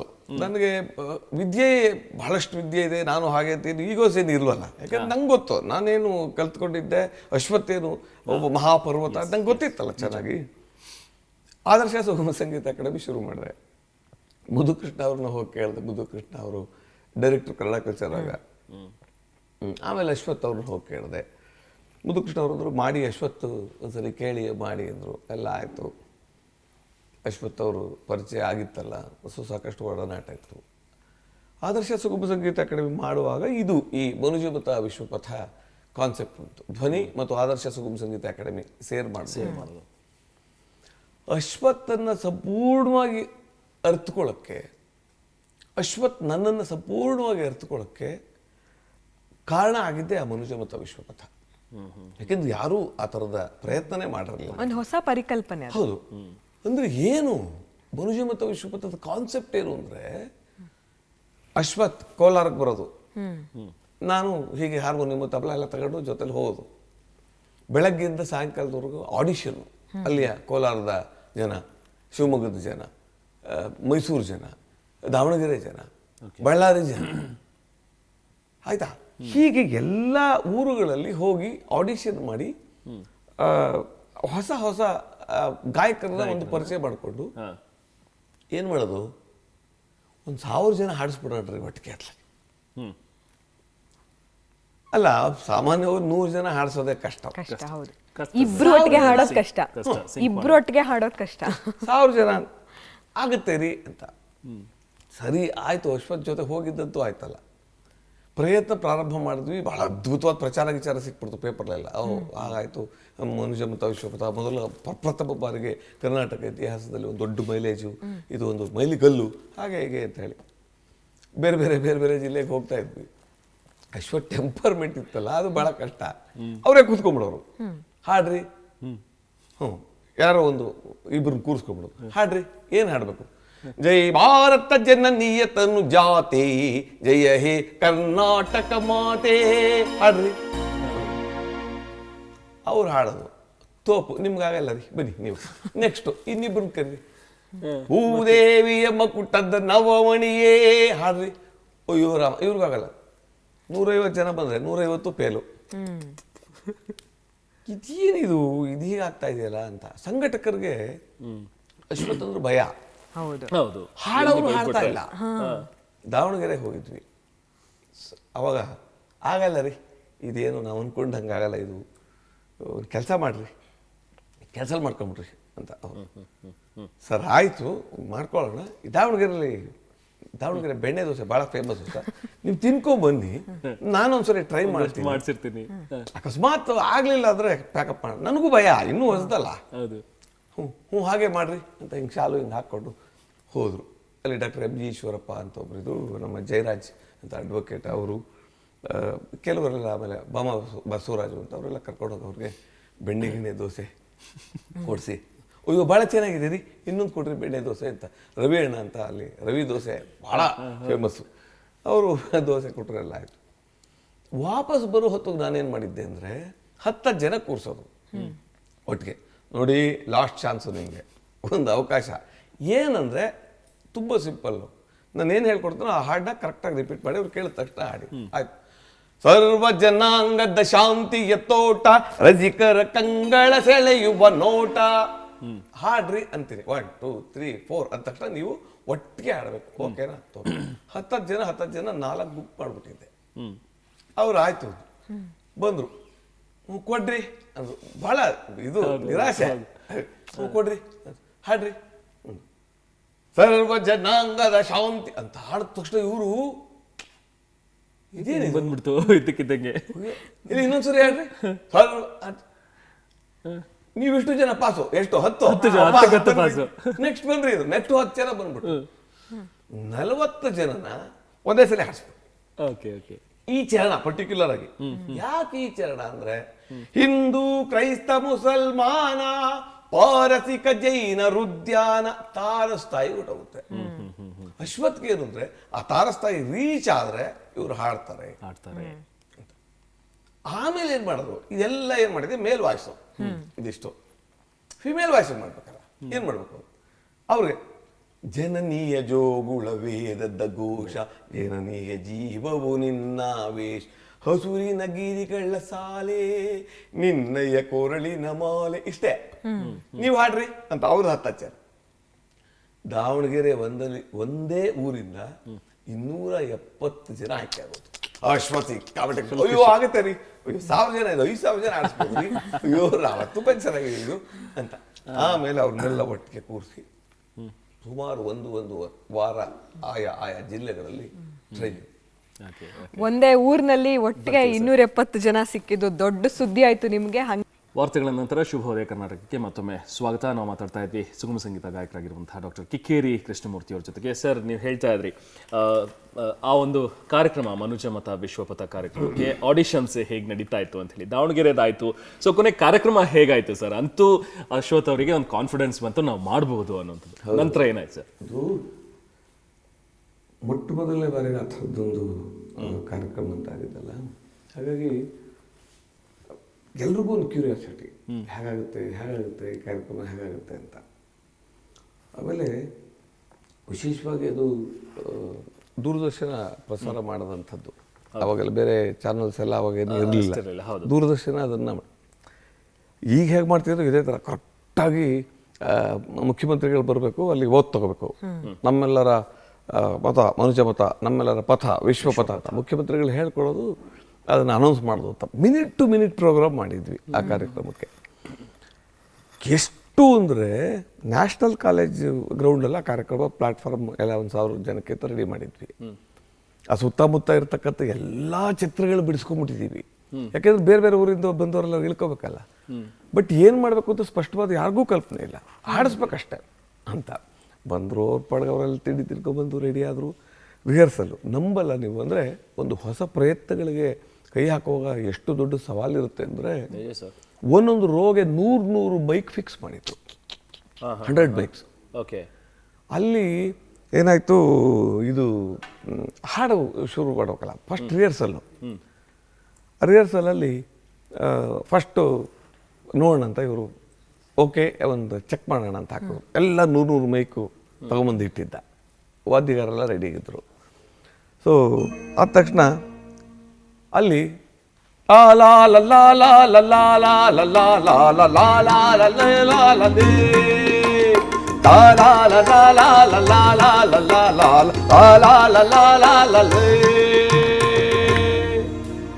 ಇದು ಫಸ್ಟ್ ಶುರು ಆಗಬೇಕು. ಅಲ್ಲಿ ತಕ್ ತಕ್ ಇಟ್ಟ ತಕ್ ತಕ್ ಇಟ್ಟ ತಕ್ ತಕ್ ತಕ್ ಹೇ ತಕ್ ತಕ್ ಇಟ್ಟ ತಕ್ ತಕ್ ಇಟ್ಟ ತಕ್ ತಕ್ ತಕ್ ಹೇ ಅಂತ ಶುರು ಆಗಬೇಕು. ಇದೇನಾಗೋಯ್ತು, ಇದು ಶುರು ಆಯ್ತಲ್ಲ, ಈ ಹೇ ಹೇ ಅಂತ ಅಷ್ಟು ಜನ ಒಟ್ಟಿಗೆ ತಕ್ಷಣ ಮೈಕ್ರೋಫೋನ್ ತಡೀಲಿಲ್ಲ, ಅಷ್ಟು ಮೈಕ್ರೋಫೋನ್ ಸುಟ್ಟೋಯ್ತು, burn. It was a rehearsal. ಮುದ್ದು ಕೃಷ್ಣ ಅವನ ಕಡೆ ಟೆನ್ಷನ್ನು, ಕಪ್ಪಣ್ಣ ಅವ್ರ ಒಂದು ಕಡೆ ಟೆನ್ಷನ್ನು, ಅಶ್ವಥ್ ಒಂದು ಕಡೆ ಗೊತ್ತಲ್ಲ, ಅಯ್ಯೋ ರಾಮ ಇದೇನಾಗುತ್ತೋ ಇದೇನು ದೇವರೇ ಕಾಪಾಡಬೇಕು ಅಷ್ಟು ಅಂತ. ಆಮೇಲೆ ಪಾಪ ಅರವಿಂದ್ ಕಿಗ್ಗಾಲು ಅವರು ಟೆಕ್ನಿಷಿಯನ್ನು, ಅವರು ಬಂದು ಇದಕ್ಕೇನು ಮಾಡ್ಬೋದು ಅಂತ. ಬಿಕಾಸ್ ಬೆಳಗ್ಗೆ ಅದು ರಿಹರ್ಸಲ್ಲು, ಸಾಯಂಕಾಲ ಕಾರ್ಯಕ್ರಮ ಅಂತ. ಮತ್ತೆ ಅದಕ್ಕೆ ಏನೇನು ಮಾಡಬೇಕು, ಯಾಕೆ ಹಾಗಾಯಿತು ಅಂತೆಲ್ಲ ಅದರ ಆ ಟೆಕ್ನಿಕಲ್ ಪ್ರಾಬ್ಲಮ್ಸ್ ಎಲ್ಲನೂ ಮತ್ತೆ ಪರಿಹಾರ ಮಾಡಿಕೊಂಡು ಮತ್ತೆ ಅದನ್ನು ರಿಹರ್ಸಲ್ಗೆ ಅಂತ ಮಾಡಿ ಲಂಚ್ ಬ್ರೇಕ್ ಮಾಡಿ ಅವ್ರಿಗೆಲ್ಲ ಊಟ ಕೊಟ್ಟು ಮತ್ತೆ ರಿಹರ್ಸಲ್ ಮಾಡಿ ಈ ಕಾರ್ಯಕ್ರಮ ಶುರು ಮಾಡಿತ್ತು. ಅದು ಹೇಗೆ ಅಂದರೆ ಕಾರ್ಯಕ್ರಮ ನೋಡಿ, ಬಹಳಷ್ಟು ಜನಕ್ಕೆ ನಮ್ಮಲ್ಲಿ ಒಂದು ಭ್ರಮೆ ಇದೆ. ಇತ್ತೀಚೆಗೆ ಅಂತೂ ನಮ್ಮ ಇಲಾಖೆ ಬೇರೆ ಬೇರೆ ಕಾರ್ಯಕ್ರಮಗಳಲ್ಲಿ ದಸರಾ ಕಾರ್ಯಕ್ರಮ ಮತ್ತು ಹಂಪಿ ಕಾರ್ಯಕ್ರಮ ಅಂದ ತಕ್ಷಣ ನಮ್ಮ ಇಲಾಖೆ ಅಧಿಕಾರಿಗಳಿಗಾಗಿರ್ಬೋದು, ಅಲ್ಲಿಯ ಬೇರೆ ಬೇರೆ ಕಾರ್ಯಕ್ರಮ ಆಯೋಜಕರಿರ್ಬೋದು, ಸಮ್ಟೈಮ್ಸ್ ಸರ್ಕಾರ ಇರ್ಬೋದು, ಅವ್ರಿಗೊಂದು ದೊಡ್ಡ ಭ್ರಮೆ ಏನಂದರೆ ಹೇಮಮಾಲಿನಿ ಕರೆಸ್ಬಿಟ್ರೆ ಜನ ಬಂದ್ಬಿಡ್ತಾರೆ, ಸೋನು ನಿಗಮ್ ಕರೆಸ್ಬಿಟ್ರೆ ಜನ ಬಂದ್ಬಿಡ್ತಾರೆ, ಈ ಥರದ್ದೇನೋ ಒಂದು ಭ್ರಮೆ ಅಲ್ಲ. ಮನುಜಮತ ವಿಶ್ವಪಥ ಮಾಡಿದಾಗ ಯಾವ ಸ್ಟಾರ್ ಸಿಂಗರ್ಸು ಸ್ಟೇಜ್ ಮೇಲೆ ಇರಲಿಲ್ಲ. ಯಾರು ಸ್ಟಾರ್ ಸಿಂಗರ್ಸ್ ಅಂತ? ನಮ್ಮವರೇ ಸ್ಟಾರ್ ಸಿಂಗರ್ಸು. ನಮ್ಮ ರತ್ನಮಾಲಾ ಪ್ರಕಾಶು, ನಮ್ಮ ಬುದ್ದು ಕೃಷ್ಣ, ನಮ್ಮ ಅಶ್ವತ್ತು, ನಮ್ಮ ನರಸಿಂಹ ನಾಯ್ಕು, ನಮ್ಮ ಶ್ರೀನಿವಾಸ ಉಡುಪ, ನಮ್ಮ ಮಾಲತಿ ಶರ್ಮಾ, ಇವ್ರ ಜೊತೆ ಈ ನಾಡಿನ 1,000 ಹೊಸ ಗಾಯಕರು. ಎಷ್ಟು ಜನ ಇದ್ರು ಅಂದರೆ, ಕಾರ್ಯಕ್ರಮ ಶುರುವಾಗಬೇಕಾಗಿದ್ದ 6 ಗಂಟೆಗೆ, 5 ಗಂಟೆಗೆ ನಿಮಗೆ ನ್ಯಾಷನಲ್ ಕಾಲೇಜಲ್ಲಿ ಕಾರಿಡಾರ್ ಜಾಗ ಇರಲಿಲ್ಲ ಒಂದು ಕನ್ನಡದ ಕಾರ್ಯಕ್ರಮಕ್ಕೆ. ಅದು ಒಂದು ಅದ್ಭುತವಾದ ಎಕ್ಸ್ಪೆರಿಮೆಂಟ್, ಪ್ರಯೋಗ ಆಯಿತು. ಅದು ಎಷ್ಟು ಅದು ಪರಿಣಾಮ ಬೀರ್ತು ಅಂದರೆ, ಎಸ್.ಎಂ. ಕೃಷ್ಣ ಅವರು ಅವಾಗ ಮುಖ್ಯಮಂತ್ರಿಗಳು ಬಂದರು. ಅವ್ರದ್ದು ಗೊತ್ತಲ್ಲ, ಸ್ವಲ್ಪ ಭಾಳ ಶಿಸ್ತು. 20 ನಿಮಿಷ ನಾನು ಟೈಮ್ ಕೊಟ್ಟು 40 ನಿಮಿಷಕ್ಕೆ ನಾನು ಹೊರಡಬೇಕು ಅಂದರು. ಎಲ್ಲ ಸಿದ್ಧವಾಗಿದ್ವಿ ನಾವು. ಕರೆಕ್ಟ್ ನ್ಯೂಸ್ ಟೈಮು, ದೂರದರ್ಶನದ ನ್ಯೂಸು ಶುರು ಆಗಬೇಕು. 7 ಗಂಟೆಗೆ ನ್ಯೂಸು ಅಂತ ಬರ್ತದೆ ಸಾಯಂಕಾಲ 7 ಗಂಟೆ ಕರೆಕ್ಟಾಗಿ 5 ನಿಮಿಷಕ್ಕೆ ಮುಂಚೆ ಬಂದರು. ಇದೇ ಥರ ಕೌಂಟಿಂಗ್ 1 2 3 4 5 6 ಹೀಗಂದ ತಕ್ಷಣ ಅವರು ನಮ್ಮೆಲ್ಲರ ಮತ ಮನುಜ ಮತ, ಎಲ್ಲರೂ ಜನ ನೀವು ಹೇಳಬೇಕು, ನಮ್ಮೆಲ್ಲರ ಪಥ ವಿಶ್ವಪಥ, ಅವರು ಎಲ್ಲ ಘೋಷಣೆ ಮಾಡಿದ್ರು. 2 ಮಾತಾಡಿದ್ರು, ಕೂತ್ಕೊಂಡ್ರು. ಆಮೇಲೆ ಅದಕ್ಕೆ ಎಷ್ಟು ಅದ್ಭುತವಾದ ಪರಿಕಲ್ಪನೆ ಅಶ್ವಥ್ ಅವ್ರದ್ದು ಅಂದರೆ, ಕೇವಲ ಸಹಸ್ರ ಕಟ್ಟದ ಗಾಯನ ಅಂತ ಮಾಡಿಬಿಟ್ರೆ ಆಡಿಯೋ ಆಗುತ್ತೆ. ಇಲ್ಲ, ಇದಕ್ಕೇನೋ ಒಂದು ಬೇರೆ ಥರದ್ದು ಮಾಡಬೇಕು ಅಂತ ಮೊಟ್ಟ ಮೊದಲನೇ ಬಾರಿಗೆ ಅವ್ರು ಏನು ಮಾಡಿದ್ರು ಅಂದರೆ, ಪ್ರತಿಭಾ ಪ್ರಹ್ಲಾದು, ವೈಜಯಂತಿ ಕಾಶಿ ಅಂಥವ್ರನ್ನೆಲ್ಲ ಬಳಸ್ಕೊಂಡು ಅದಕ್ಕೆ ನೃತ್ಯ ರೂಪಕ ಮಾಡಿಬಿಟ್ರು. ಆವಾಗ ಹಾಲು ಹಳ್ಳ ಹರಿಯಲಿ, ಬೆಣ್ಣೆ ಬೆಟ್ಟವಾಗಲಿ, ಜೇನು ಮಳೆಯು ಸುರಿಯಲಿ, ತೊಟ್ಟಿಲೊಲಿದು ತೂಗಲಿ, ತೊಟ್ಟಿಲೊಲಿದು ತೂಗಲಿ, ಹಾಲು ಹಳ್ಳ ಹರಿಯಲಿ, ಬೆಣ್ಣೆ ಬೆಟ್ಟವಾಗಲಿ, ಜೇನು ಮಳೆಯು ಸುರಿಯಲಿ, ತೊಟ್ಟಿಲೊಲಿದು ತೂಗಲಿ,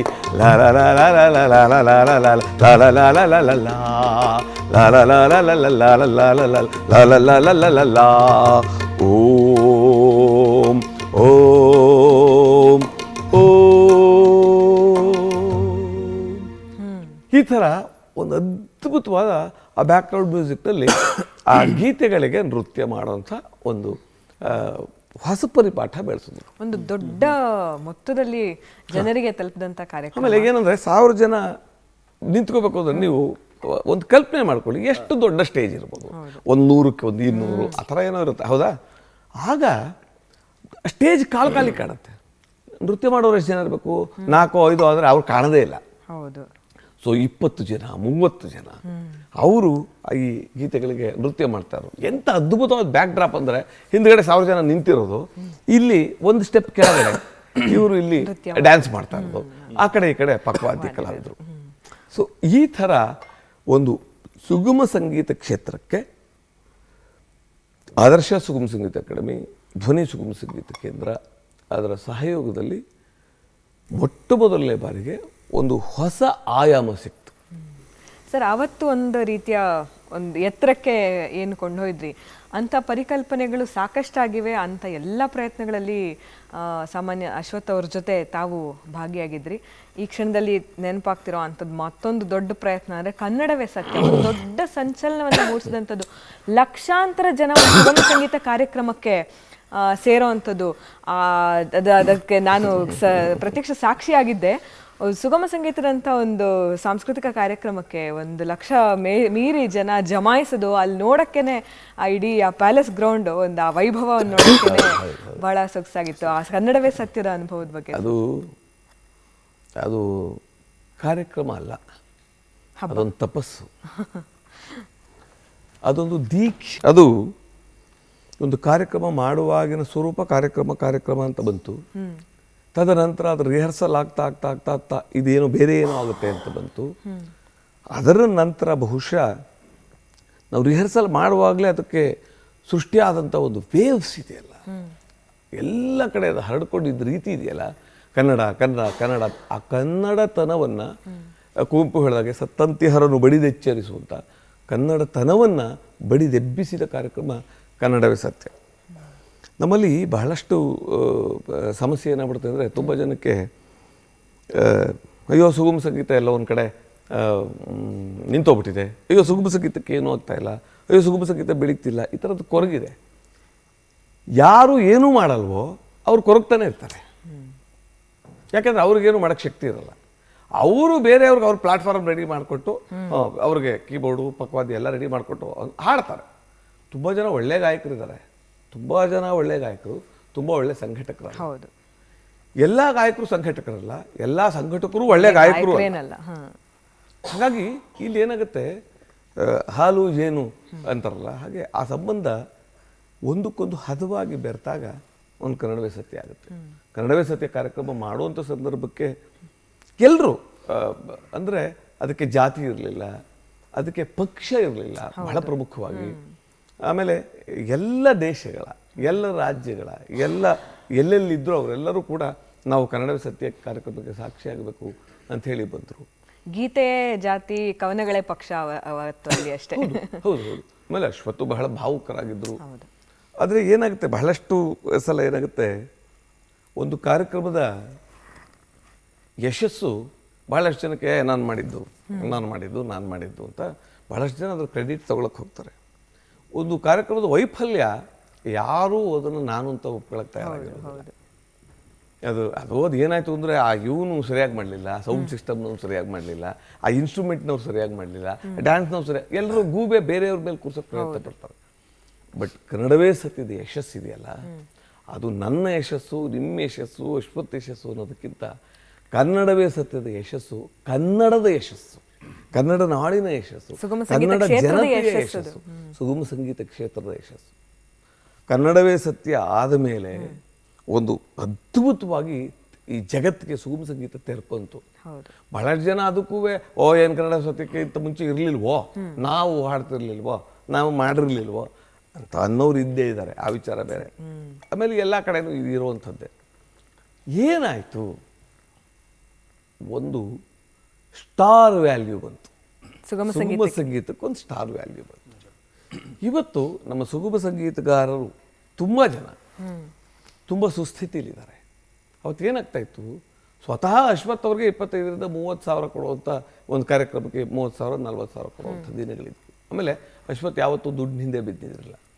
ನೀವು ನಂಬ್ತಿರೋ ಬಿಡ್ತಿರೋ, ನಾವು ಅವ್ರಿಗೆ ರೆಕಾರ್ಡಿಂಗ್ ಕರ್ಕೊಂಡು ಹೋಗ್ತಾ ಇದ್ವಿ. ರೆಕಾರ್ಡಿಂಗ್ ಕರ್ಕೊಂಡೋಗಿ ಯಾವುದೋ ಒಂದು ಸಿನಿಮಕ್ಕೋ ಅಥವಾ ಕ್ಯಾಸೆಟ್ಗೋ ಹಾಡ್ಬಿಡೋರು. ಸುಮ್ಮನೆ ಅವ್ರಿಗೇನೋ ಕೊಡೋರು, ಅಥವಾ ನಂಬಲ್ಲ ನೀವು, ಕಾಫಿ ಕುಡ್ಕೊಂಬಿಟ್ಟು ಚೆನ್ನಾಗಿದೆ ರೀ, ವೆರಿ ಗುಡ್, ತುಂಬ ಚೆನ್ನಾಗಿ ಮಾಡಿದ್ದೀರಿ ಅಂತ ಸೀದಾ ಇವ್ರು ವಾಪಸ್ ಬಂದ್ಬಿಡೋರು. ಅಶ್ವತ್ಥದೇ ಕಾರು, ಇವರೇ ಕಾರ್ ಬಾಡಿಗೆ ಕೊಡಬೇಕು. ಎಲ್ಲ ವಾಪಸ್ ಬಂದು, ಅಯ್ಯೋ ಪಾಪ ಏನೋ ಮಾಡಿದ್ದಾನೆ, ಅದು ಏನು ದುಡ್ಡಿತ್ತೋ ಇಲ್ಲೋ ಗೊತ್ತಿಲ್ಲ ರೀ ಅಂತ. ಎಲ್ಲೋ ಯಾವುದೋ ಒಂದು ಹಂತಕ್ಕೆ ಏನಾಯ್ತು ಅಂದ್ರೆ ಅಶ್ವತ್ಥನೇ ಎಕ್ಸ್ಪೆಕ್ಟ್ ಮಾಡುವಂಥ ಮಟ್ಟಕ್ಕೆ ಬಂತು. ಅಶ್ವತ್ಥ ಸ್ಟಾರ್ ವ್ಯಾಲ್ಯೂ ಬೇಕು, ಅವ್ರಿಗೇನು ಕೊಡೋ ಹಾಗಿಲ್ಲ, ಆ ಥರದ್ದೆಲ್ಲ ಬಂತು. ಆದರೆ ಆಮೇಲೆ ಬರ್ತಾ ಬರ್ತಾ ಬರ್ತಾ ಬರ್ತಾ ಎಲ್ಲೋ ಒಂದು ಕಡೆ ಅನ್ಸೋಕ್ಕೆ ಶುರು ಆಯಿತು. ಎಲ್ಲೆಲ್ಲಿಂದನೂ ಎರವಲು ಭಾಷೆಯ ಗಾಯಕರ ಕರ್ಕೊಂಬಂದು ಹೇರಿ ಅವ್ರಿಗೆ 20 ಲಕ್ಷ 30 ಲಕ್ಷ ಕೊಟ್ಟು ಮಾಡೋಕ್ಕೆ ಬದಲು ಕನ್ನಡದ ಕಾರ್ಯಕ್ರಮಕ್ಕೆ ನೀವು ಇಂತಿಷ್ಟು ಅಂತ ಯಾಕೆ ನಿಗದಿ ಮಾಡಬಾರದು ಅಂತ ಸರ್ಕಾರವನ್ನು ಒತ್ತಾಯ ಮಾಡುವಂಥ ಮಟ್ಟಕ್ಕೆ ಬಂತು. ಅದು ಅಶ್ವತ್ಥರ ಧ್ವನಿಯಾಗಿತ್ತು.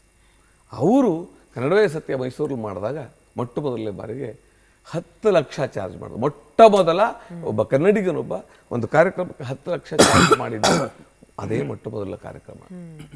ಹೆಮ್ಮೆ ಯಾವುದು, 10 ಲಕ್ಷ ತಗೊಂಡಿದ್ದಲ್ಲ, ಸೊರಗಿದ ಪಾಪ್ ಸಂಗೀತ, ಮೆರೆದ ಕನ್ನಡವೇ ಸತ್ಯ ಅಂತ ಎಲ್ಲ ಪೇಪರ್ಲ್ಲೂ ಅವತ್ತು ಆ ಮೈಸೂರಿನ ದಸರಾ ಕಾರ್ಯಕ್ರಮದಲ್ಲಿ ಬಂತಲ್ಲ ಮಾನ್ಯ ದಿವಸ.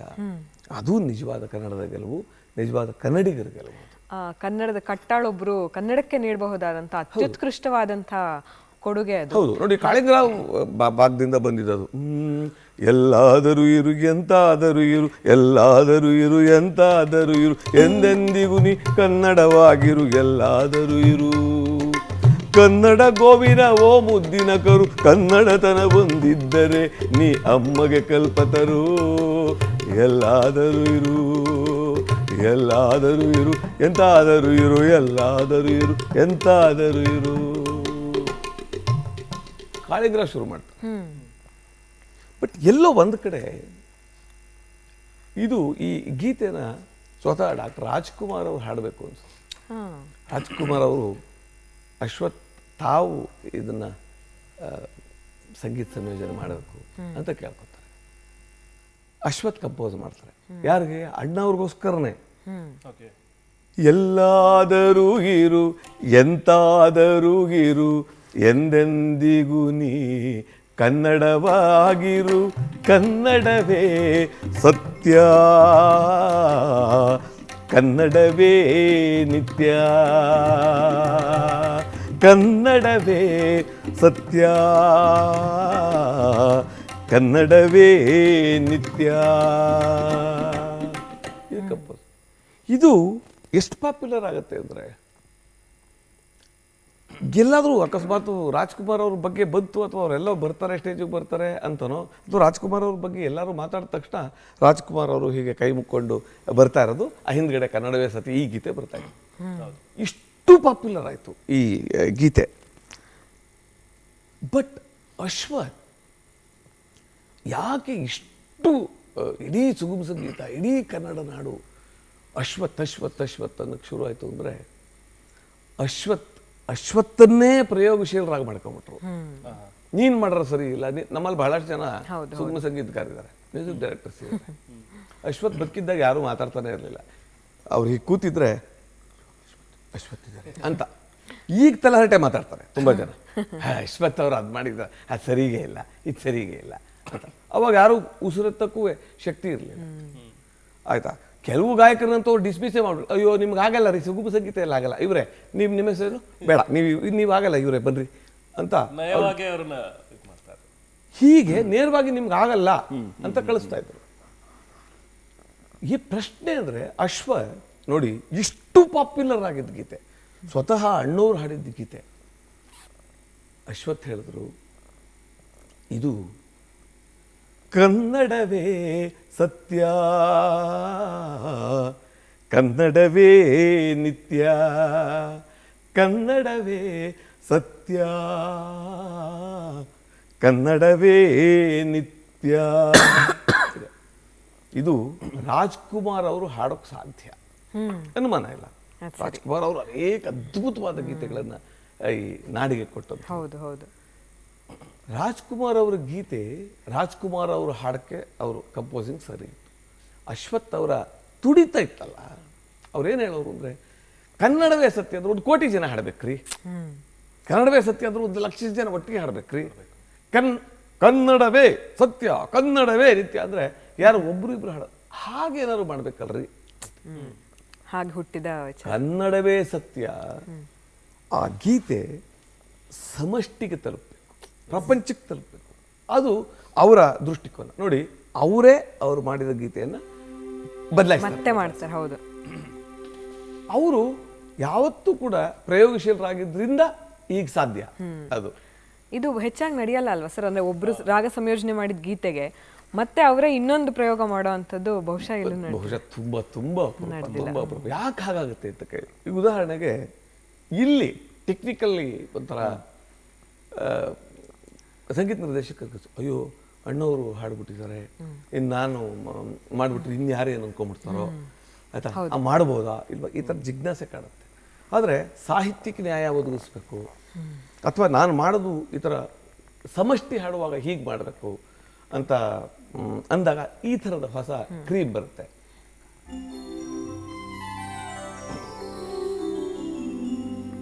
ಎಲ್ಲಾದರೂ ಇರು ಎಂತಾದರೂ ಇರು, ಎಲ್ಲಾದರೂ ಇರು ಎಂತಾದರೂ ಇರು, ಎಂದೆಂದಿಗೂ ನೀ ಕನ್ನಡವಾಗಿರು, ಕನ್ನಡವೇ ಸತ್ಯ, ಕನ್ನಡವೇ ನಿತ್ಯ, ಓಹೋ ಕನ್ನಡವೇ ಸತ್ಯ, ಕನ್ನಡವೇ ನಿತ್ಯ, ಕನ್ನಡ ಗೋವಿನವೋ ಮುದ್ದಿನ ಕರು, ಕನ್ನಡತನ ಬಂದಿದ್ದರೆ ನೀ ಅಮ್ಮಗೆ ಕಲ್ಪತರೋ, ಕನ್ನಡವೇ ಸತ್ಯ, ಕನ್ನಡವೇ ನಿತ್ಯ, ಓಹೋ ಕನ್ನಡವೇ ಸತ್ಯ, ಕನ್ನಡವೇ ನಿತ್ಯ, ಕನ್ನಡವೇ ಸತ್ಯ, ಕನ್ನಡವೇ ನಿತ್ಯ, ಕನ್ನಡವೇ ಸತ್ಯ, ಕನ್ನಡವೇ ನಿತ್ಯ.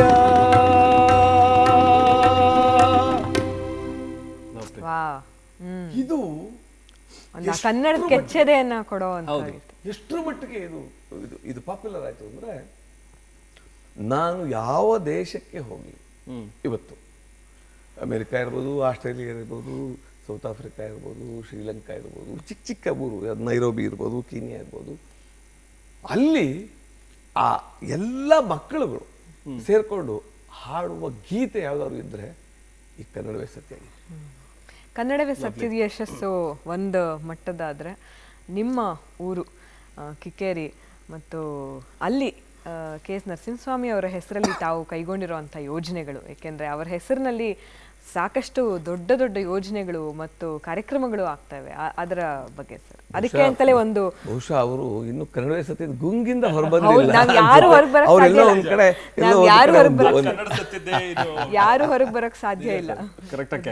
ಏನೋ ಕೇಳ್ಬೇಕು ಅನ್ಕೊಂಡು ಇಲ್ಲ ಇಲ್ಲ ಮುಂದುವರಿಸಿ. ಆಕ್ಚುಲಿ ಯಾರು ಆ ಗುಂಗಿಂದ ಹೊರಗೆ ಬರೋದಕ್ಕೆ ಸಾಧ್ಯನೇ ಇಲ್ಲ. ಅದನ್ನ ಮತ್ತಷ್ಟು ಮಗದಷ್ಟು ಕೇಳ್ತಾನೆ ಹೋಗೋಣ ಅನ್ನುವಂಥದ್ದಿದೆ. ಇದು ನೋಡಿ, ಅನರ್ಘ್ಯ ರತ್ನಗಳು ಅಂತ ನಾವು ಕರಿತೀವಿ. ಒಂದು ಕಡೆ ಅಶ್ವತ್ತು, ಒಂದು ಕಡೆ ನರಸಿಂಹಸ್ವಾಮಿ. ಅಶ್ವಥ್ ಬೇಸಿಕಲಿ ಅವರು ಎಂಜಿನಿಯರ್ ಆಗಿದ್ರು, ITIನಲ್ಲೂ ಕೆಲಸ ಮಾಡ್ತಿದ್ರು. ಹಣಕಾಸಿನ ಮುಗ್ಗಟ್ಟು ಅಂತೇನಿರಲಿಲ್ಲ ಅಶ್ವತ್ಗೆ, ಸಾಕಷ್ಟಿತ್ತು. ಅವರು ತದನಂತರ ಈ ಕ್ಷೇತ್ರದಲ್ಲಿ ಮುಟ್ಟಿದ್ದೆಲ್ಲವೂ ಚಿನ್ನ. ಅಶ್ವಥ್ ಅವರು ಸುಗಮ ಸಂಗೀತ ಕ್ಷೇತ್ರ ಅಂತಲ್ಲ ನೋಡಿ, ಅವ್ರು ನಾಗಮಂಡಲ ಮಾಡಿದ್ರು, ಸೂಪರ್ ಹಿಟ್ಟು. ಮೈಸೂರು ಮಲ್ಲಿಗೆ ಮಾಡಿದ್ರು, ಸೂಪರ್ ಹಿಟ್ಟು. ನಾರದ ವಿಜಯದಂಥ ಸಿನಿಮಾಕ್ಕೆ, ಪಕ್ಕ ಕಮರ್ಷಿಯಲ್ ಸಿನಿಮಾಕ್ಕೆ ಅವರು ಮಾಡಿದಂಥ ಗೀತೆಗಳು.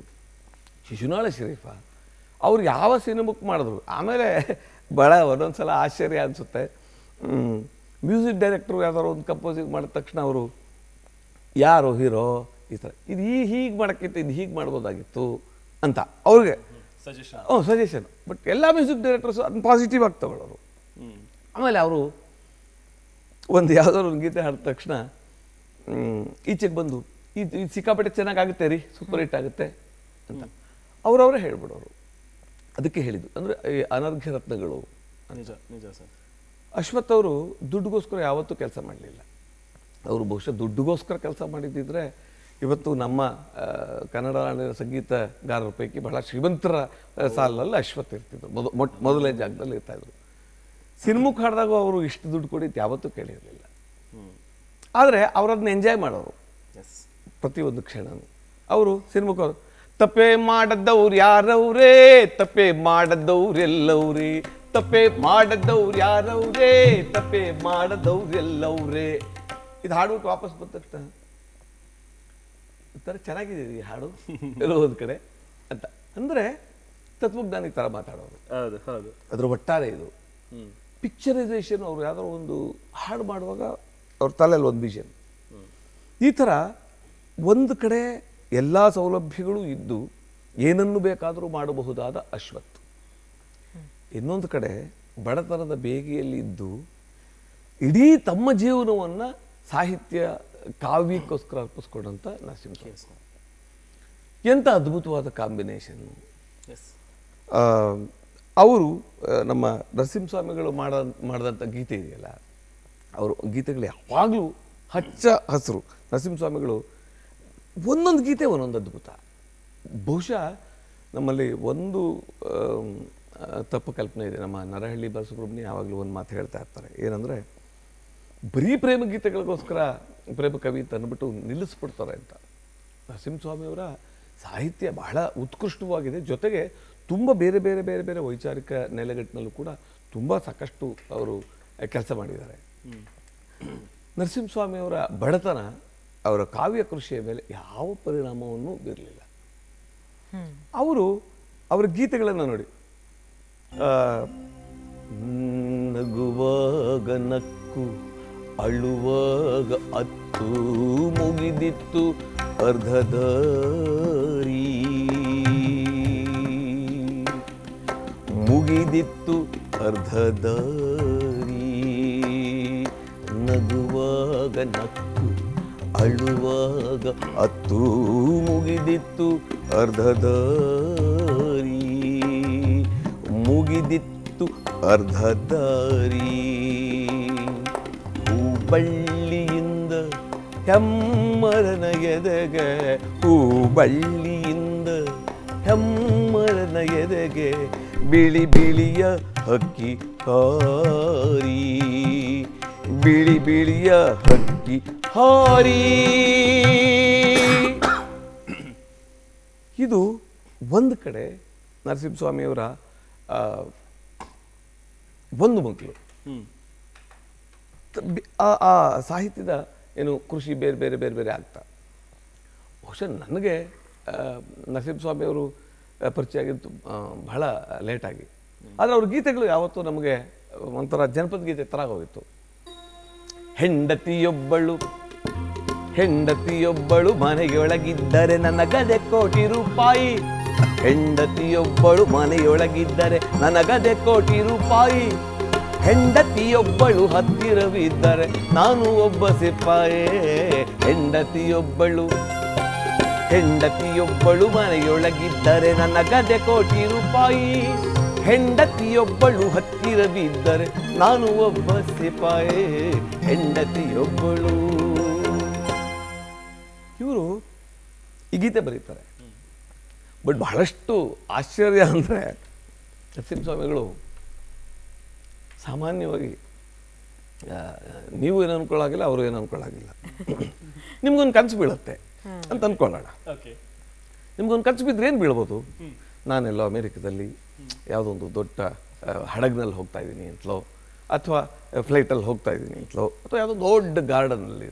ನಿಮ್ಮ ಜೊತೆ ಯಾರಿರ್ತಾರೆ ಅಂದರೆ ಸುಮ್ಮನೆ ಕಲ್ಪನೆಗೆ, ನನಗೆ ಇತ್ತೀಚೆಗಿನ ಹೀರೋಯಿನ್ಗಳೆಲ್ಲ ಪರಿಚಯ ಇಲ್ಲ, ಸುಮ್ಮನೆ ಹೇಳ್ತೀನಿ, ಐಶ್ವರ್ಯ ರೈ ನನ್ನ ಜೊತೆ ಇರ್ತಾರೆ ಅಂತಲೋ, ಅಥವಾ ಇನ್ಯಾರೋ ನಮ್ಮ ಈಗಿನ ಸುಂದರಿ ಮಣಿಯರು ಯಾರೋ ನಿಮ್ಮ ಕಲ್ಪನೆಗೆ, ಕಲ್ಪನಾ ಸುಂದರಿ ಯಾರೋ ಒಬ್ಳು ನಿಮ್ಮ ಜೊತೆ, ನಿಮಗೊಂದು ಕನಸು ಬಿದ್ದಿದೆ ಅಂತ ಅನ್ಸುತ್ತೆ ಅಂದರೆ ಹಾಗೆ ನನಗೆ ಶಾರುಖ್ ಖಾನ್ ಜೊತೆ ಇರ್ತೀನಿ ಅಂತಲೋ, ನಿಮಗೆ ಅಂದ್ರೆ ನಿಮಗೆ ಅಂತಲ್ಲ, ಹೆಣ್ಮಕ್ಳಿಗೆ.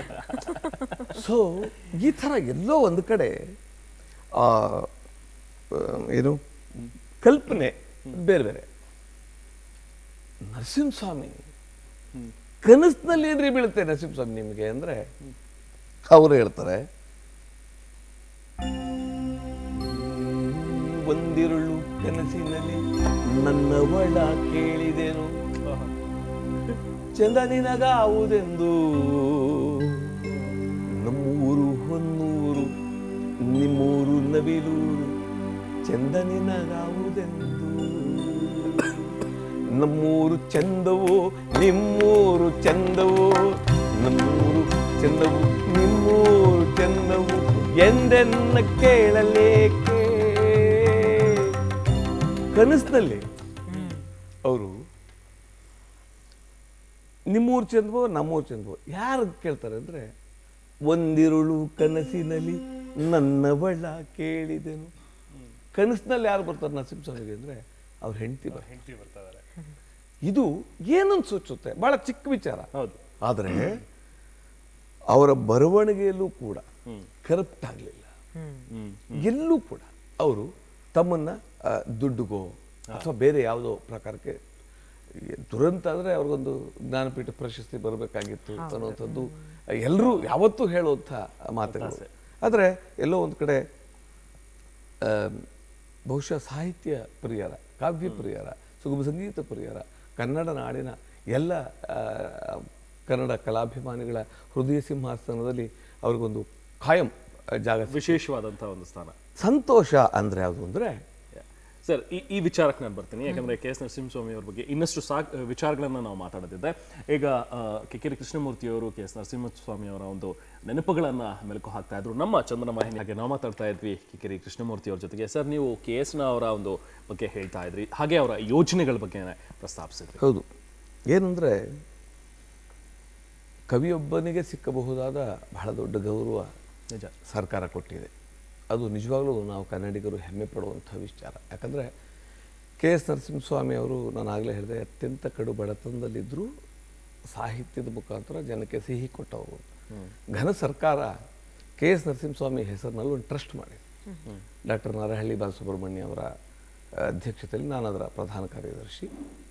ಈಗ ಕೆ ಎಸ್ ನರಸಿಂಹಸ್ವಾಮಿಯವರ ಹುಟ್ಟೂರು ಕಿಕ್ಕೇರಿಯಲ್ಲಿ ಒಂದು ಕೆರೆ ಇದೆ, ಸುಮಾರು ಒಂದು 600 ಎಕರೆ ವಿಸ್ತಾರವಾದಂಥ ಒಂದು ಅದ್ಭುತವಾದ ಕೆರೆ ಇದೆ. ಸಿರಿಗೆರೆಯ ನೀರಲ್ಲಿ ಬಿರಿದ ತಾವರೆಯಲ್ಲಿ ಆ ಸಿರಿಗೆರೆ ಅಂತ ತುಂಬ ಸಲ ಬಳಸ್ತಾರೆ ಅವರು. ಅದು ಕಿಕ್ಕೇರಿ ಕೆರೆ. Okay okay. ಸೊ ಆ ಕೆರೆನ ನಮ್ಮ ನರಹಳ್ಳಿ ಬಾಲಸುಬ್ರಹ್ಮಣ್ಯ ಅವರಿಗೆ ಒಂದು ಅದ್ಭುತವಾದ ಕಲ್ಪನೆ ಬಂತು. ಏನಂದರೆ ನಮ್ಮ ಪ್ರಪಂಚದ ಇತಿಹಾಸದಲ್ಲಿ ಕವಿಯೊಬ್ಬನ ಹೆಸರಿನಲ್ಲಿ ಒಂದು ಸರೋವರ ಅಂತ ಇಲ್ಲ. ಈಗ ಅದರ ಒಂದು ಕಾರ್ಯಕ್ಕೆ ಕೈ ಹಾಕಿದ್ದೀವಿ. Okay okay. ಘನ ಸರ್ಕಾರ, KS ನ ಟ್ರಸ್ಟು ಮತ್ತು ಕಿಕ್ಕೇರಿಯ ಎಲ್ಲ ಜನಗಳ ಸಹಕಾರದಿಂದ, ಎಲ್ಲ ಜನಪ್ರತಿನಿಧಿಗಳ ಸಹಕಾರದಿಂದ ಆ ಕೆರೆ ಸಂಪೂರ್ಣವಾಗಿ ಹೂಳೆತ್ತುವಂಥದ್ದು. ಜೊತೆಗೆ ಒಂದು ಭಾಗದಲ್ಲಿ ಜಾಗಿಂಗು ಮತ್ತು ಒಂದು ಭಾಗದಲ್ಲಿ ಟ್ರ್ಯಾಕ್ ಇದು ಏನು ವಾಕಿಂಗ್ ಪಾತ್ ಮಾಡಿ ಒಂದು ಬೋಟಿಂಗ್ ವ್ಯವಸ್ಥೆ ಮಾಡೋದು. ಅಲ್ಲಿ ವಾಕಿಂಗ್ ಮಾಡುವಾಗ ನರಸಿಂಹಸ್ವಾಮಿಯವರ ಎಲ್ಲ ಗೀತೆಗಳು ಕೇಳ್ತಾ ಇರಬೇಕು. ಒಂದು ಕಡೆ ಮೈಸೂರು ಮಲ್ಲಿಗೆ ಉದ್ಯಾನವನ, ಅಲ್ಲಿ ಎಲ್ಲ ಅಂದರೆ 365 ದಿವಸನೂ ಬೆಳೆಯುವಂಥ ಮಲ್ಲಿಗೆ ಹೂಗಳನ್ನು ಕೂಡ ತಂದು ಅಲ್ಲಿ ಹಾಕುವಂಥದ್ದು. ಜೊತೆಗೆ ಈಗಾಗಲೇ ಬಹುಶಃ ಚನ್ನರಾಯಪಟ್ಟಣ ಮತ್ತು ಮೈಸೂರಿನ ರಸ್ತೆಯಲ್ಲಿರುವಂಥದ್ದು ಕಿಕ್ಕೇರಿ ಮಧ್ಯಭಾಗದಲ್ಲಿ, ಚನ್ನರಾಯಪಟ್ಟಣ KR ಪೇಟೆ ಮಧ್ಯೆ ನೀವು ಬರುವಾಗ ಇವಾಗ ಆಗಲೇ ಗೊತ್ತಾಗುತ್ತೆ, ಮೈಸೂರು ಮಲ್ಲಿಗೆ ಕವಿ KS ನರಸಿಂಹಸ್ವಾಮಿಯವರ ಕಿಕ್ಕೇರಿ ಗ್ರಾಮಕ್ಕೆ ಸುಸ್ವಾಗತ ಅಂತ ಸ್ವಾಗತ ಕಮಾನು ಈಗಾಗಲೇ ಲೋಕಾರ್ಪಣೆ ಆಗಿದೆ. ಅದು 4 ಕಡೆ ಆಗುತ್ತೆ. ಓಕೆ. ಒಂದು ಕಡೆ ಶ್ರವಣಬೆಳಗೊಳ ಕಡೆ ಬರುತ್ತೆ, ಇನ್ನೊಂದು ಮಂದಗೆರೆ ಅಂತ ಹೊಳೆನರಸೀಪುರಕ್ಕೆ ಹೋಗೋ ರಸ್ತೆ, ಇನ್ನೊಂದು ಚನ್ನರಾಯಪಟ್ಟಣಕ್ಕೆ ಹೋಗುವಂಥ ರಸ್ತೆ, ಇನ್ನೊಂದು KR ಪೇಟೆಗೆ ಮೈಸೂರು ಕಡೆಗೆ ಹೋಗೋ ರಸ್ತೆ, ಸ್ವಾಗತ ಕಮಾನು. ಜೊತೆಗೆ ಅವ್ರದ್ದೊಂದು ಹಳೇ ಮನೆ ಇದೆ KS ನರಸಿಂಹಸ್ವಾಮಿ ಅವ್ರದ್ದು, ಅದನ್ನು ಕೂಡ ಟ್ರಸ್ಟ್ ವಶಕ್ಕೆ ಕೊಟ್ಟರೆ ಅದನ್ನು ಈಗಾಗಲೇ ಸ್ಮಾರಕ ಮಾಡುವಂಥ ನಿಟ್ಟಿನಲ್ಲಿ ಯೋಜನೆಗಳು ಸಿದ್ಧವಾಗಿದೆ. ಜೊತೆಗೆ ಒಂದು ಈಗಾಗಲೇ ಅಲ್ಲಿಯ ಪಂಚಾಯಿತಿಯಿಂದ ಒಂದು ಜಾಗ ಕೊಟ್ಟಿದ್ದಾರೆ, ಒಂದು ಬಯಲುರಂಗ ಮಂದಿರ, ಅದಕ್ಕೆ ಹೊಂದ್ಕೊಂಡ ಹಾಗೇನೆ ಒಂದು ಮೈಸೂರು ಮಲ್ಲಿಗೆ ಉದ್ಯಾನವನ. ಅದು ಥೀಮ್ ಪಾರ್ಕ್ ಅಂತ ನರಸಿಂಹಸ್ವಾಮಿ ಅವರು ಅಂದರೆ ಆ ಬೊಂಬೆಗಳ ಥರ ಮಾಡಿ ಅಲ್ಲೆಲ್ಲ ಅವರು ಕೂತ್ಕೊಂಡಿರೋದು, ಬರಿತಾ ಇರುವಂಥದ್ದು, ವೆಂಕಮ್ಮನವ್ರ ಜೊತೆಲಿ ಕೂತಿರುವಂಥದ್ದು, ಅವರು ಉಪಯೋಗಿಸ್ತಿದ್ದಂಥ ಎಲ್ಲ ಪರಿಕರಗಳನ್ನು ಆ ಸ್ಮಾರಕದಲ್ಲಿ ಇಡುವಂಥದ್ದು, ಈ ಥರದ್ದೊಂದು ಯೋಜನೆ ಈಗಾಗಲೇ ಚಾಲನೆಯಲ್ಲಿದೆ. ಬಹುಶಃ ಇಷ್ಟರಲ್ಲೇ ಜನವರಿ 26 ಅವ್ರ ಹುಟ್ಟುಹಬ್ಬ, ಅಷ್ಟೊತ್ತಿಗೆ ಬಹುಶಃ ಈ ಕೆರೆ ಕೆಲಸ ಒಂದು ಮುಗಿಯುತ್ತೆ. 4,90,00,000 ರೂಪಾಯಿ ಈಗಾಗಲೇ ಬಿಡುಗಡೆಯಾಗಿ ಕೆಲಸ ನಡೀತಾ ಇದೆ. ಜೊತೆಗೆ ಬಹುಶಃ ಮುಂದಿನ ವರ್ಷದ ಹೊತ್ತಿಗೆ ಮನೆ ಮತ್ತು ಈ ಉದ್ಯಾನವನದ್ದು ಬಯಲುರಂಗ ಮಂದಿರದ ಕೆಲಸ ಆಗುತ್ತೆ ಅನ್ನುವಂಥದ್ದು ನಮ್ಮ ಆಸೆ. ಇನ್ನು ಮತ್ತಷ್ಟು ನಿಮ್ಮ ಸಾಧನೆಗಳ ಹತ್ರ ಬಂದರೆ, ಹಾಲಿ ಅಧ್ಯಕ್ಷರಾಗಿ ಕರ್ನಾಟಕ ಸುಗಮ ಸಂಗೀತ ಪರಿಷತ್ತಿನ ಚುಕ್ಕಾಣಿ ಹಿಡಿದಿರುವಂಥವ್ರು ನೀವು. ಅತ್ಯಂತ ಯಶಸ್ವಿ ಸಮ್ಮೇಳನಗಳಾಗಿವೆ, ಕಾರ್ಯಕ್ರಮಗಳು ನಡೀತಾ ಇವೆ ಪರಿಷತ್ತಿನ ವತಿಯಿಂದ. ಈ ಒಂದು ಅಧಿಕಾರದ ಚುಕ್ಕಾಣಿ ಹಿಡಿದ ನಂತರ ಪರಿಷತ್ತಿನ ಜೊತೆ ನಿಮ್ಮ ಒಡನಾಟ, ಅನುಭವ ಮತ್ತು ಅಲ್ಲಿ ಆಗಿರುವಂತಹ ಕಾರ್ಯಕ್ರಮಗಳು, ಬದಲಾವಣೆಗಳು, ಮುಂದಿನ ಯೋಜನೆಗಳ ಬಗ್ಗೆ ಹೇಳೋದಾದ್ರೆ ಏನು ಹೇಳ್ತೀರಾ? ಅದು ಅವಿರೋಧ ಆಯ್ಕೆ, ಯಾವುದೇ ರೀತಿ ವಿರೋಧ ಇಲ್ಲದೆ ಆಯ್ಕೆಯಾಗಿರೋದು.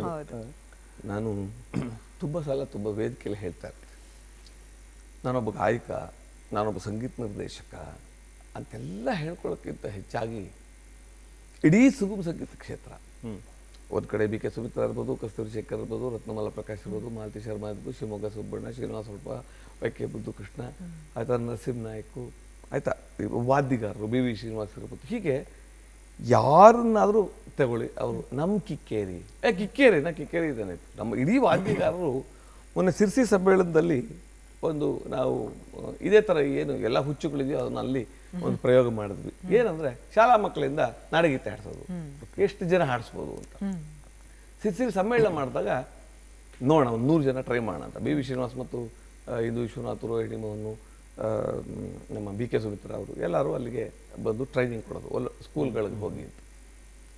ನಾವು ಸುಮಾರು ಒಂದು 15-20 ದಿವಸ ಅಲ್ಲಿ ಟ್ರೈನಿಂಗ್ ಮಾಡಿದ್ವಿ ಬೇರೆ ಬೇರೆ ಶಾಲೆಗಳಲ್ಲಿ.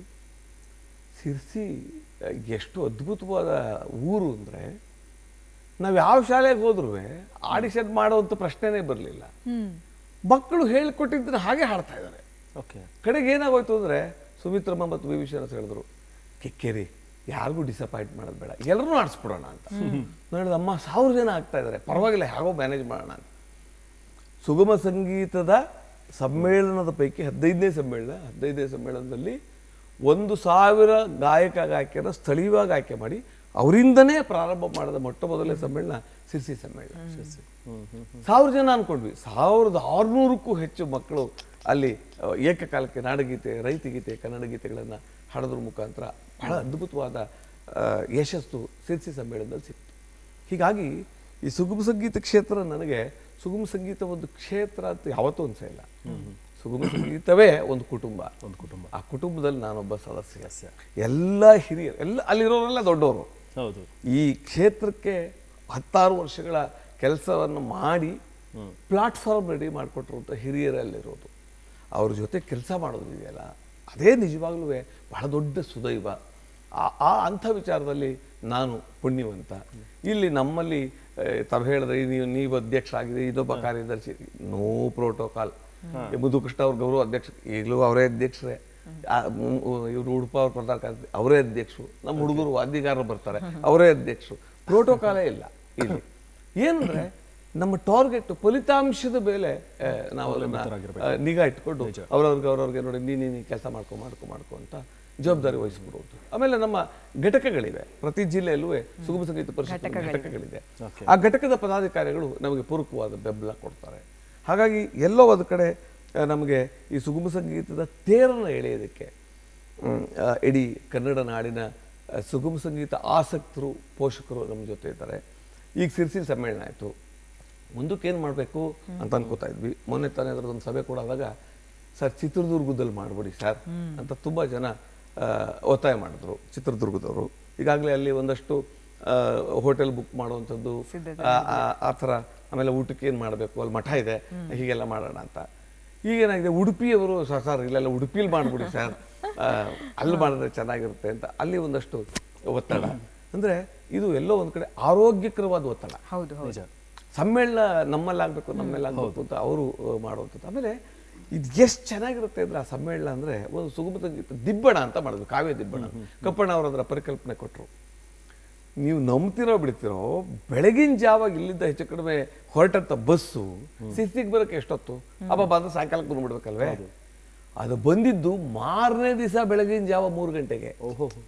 ಅಂದ್ರೆ ಕಾವ್ಯ ದಿಬ್ಬಣ, ಅದರಲ್ಲಿ ಕವಿಗಳು, ಗಾಯಕರು, ವಾದ್ಯಗಾರರು, ಸಾಹಿತಿಗಳು, ಪತ್ರಕರ್ತರು, ಆಯ್ತಾ, ಟೆಕ್ನಿಷಿಯನ್ಸ್ ಎಲ್ಲರೂ ಬಸ್ಸುಗಳು ಮಾಡ್ಬಿಟ್ಟಿದ್ವಿ ಇಲ್ಲಿಂದ ತುಮಕೂರು ಹೋಗೋದು, ಅಲ್ಲಿ ತಿಂಡಿ, ಅಲ್ಲಿ ಇವ್ರ ಬಗ್ಗೆ ಎಲ್ಲ ಮಾತು, ಆಮೇಲೆ ಅಲ್ಲಿಂದ ಅರಸೀಕೆರೆ ಅಲ್ಲಿ ಮಾತು, ಆಮೇಲೆ ಅಲ್ಲಿಂದ ಬೀರೂರು ಅಲ್ಲಿ ಮಾತು, ಇವ್ರಿಗೆ ಸನ್ಮಾನ, ಭದ್ರಾವತಿ, ಶಿವಮೊಗ್ಗ, ಸಾಗರ, ಹೀಗೆ ಈ ದಿಬ್ಬಣವನ್ನು, ಮದುವೆ ದಿಬ್ಬಣ ಎದುರುಕೊಂಡು ಅದನ್ನೆಲ್ಲ ಮಾಡಿದ್ದಿದೆಯಲ್ಲ. ಆಮೇಲೆ ನಮಗೊಂದು ಒಳ್ಳೆ ಟೀಮ್ ಇದೆ. ಪಂಚಮಾಳ ಬಂಡಿ ಇರ್ಬೋದು, ದೊಡ್ಡವಾಡ ಇರ್ಬೋದು, ಮಂಜುನಾಥ್ ಕಾಮತ್ ಅಂತ ಅವರು, ಮತ್ತು ಗಣೇಶ್ ಶೆಣೈ ಅಂತ ಒಬ್ಬರಿದ್ದಾರೆ. ಅವರು ಹೇಗೆ ಅಂದರೆ, ಈಗ ಅವ್ರಿಗೆ ಆಪ್ರೇಷನ್ ಆಯಿತು.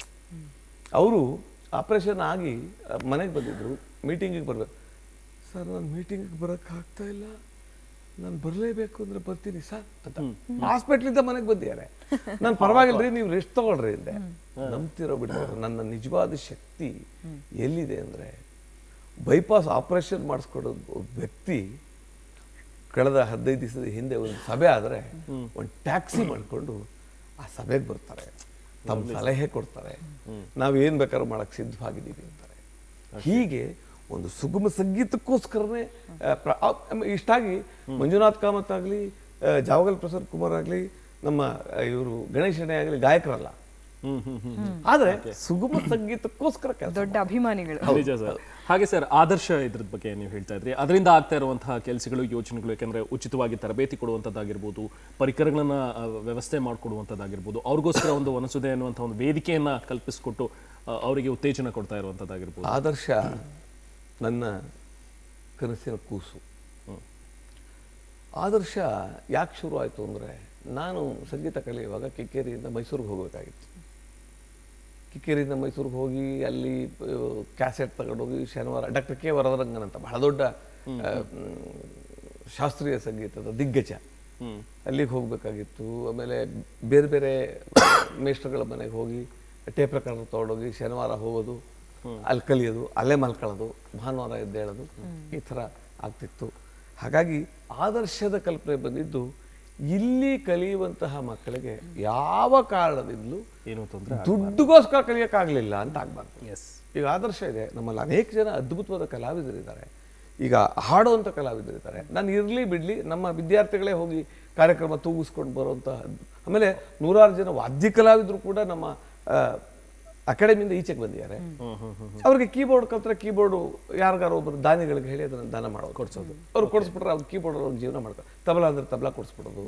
ಈ ಥರ ಅವ್ರಿಗೆ ಬೆನ್ ತಟ್ಟುವಂಥ ಕೆಲಸ ಮಾಡಿದ್ರೆ ಅದು ಆಗುತ್ತೆ ಅನ್ನುವಂಥದ್ದು. ಆಮೇಲೆ ಬೇರೆ ಬೇರೆ ಕಾರ್ಯಕ್ರಮದಲ್ಲಿ ಪ್ರತಿ ಕಾರ್ಯಕ್ರಮದಲ್ಲಿ ನಮ್ಮ ವಿದ್ಯಾರ್ಥಿಗಳೇ ಹಾಡೋದು. ಓಕೆ.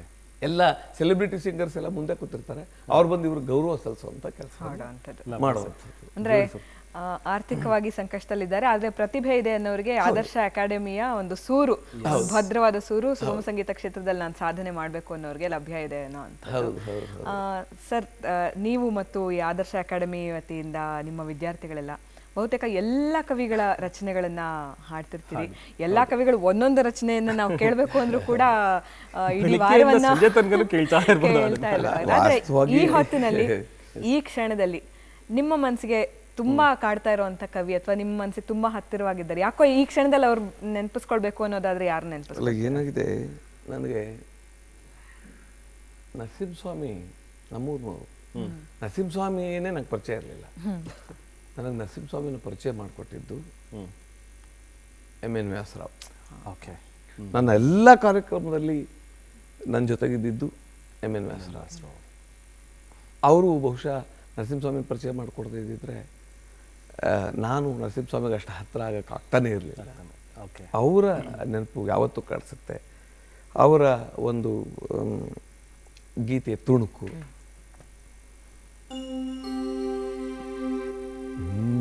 ಯಾವ ಮೋಹವು ಯಾವ ದಾಹವು ನೆಲ ನೀರಿಗೆ ಹಾರೈಸಿದೆ, ಯಾವ ರಾಗವು ಯಾವ ಯೋಗವು ನಮ್ಮ ಮಿಲನವು ಇಂದಾಗಿದೆ, ಯಾವ ಮೋಹವು.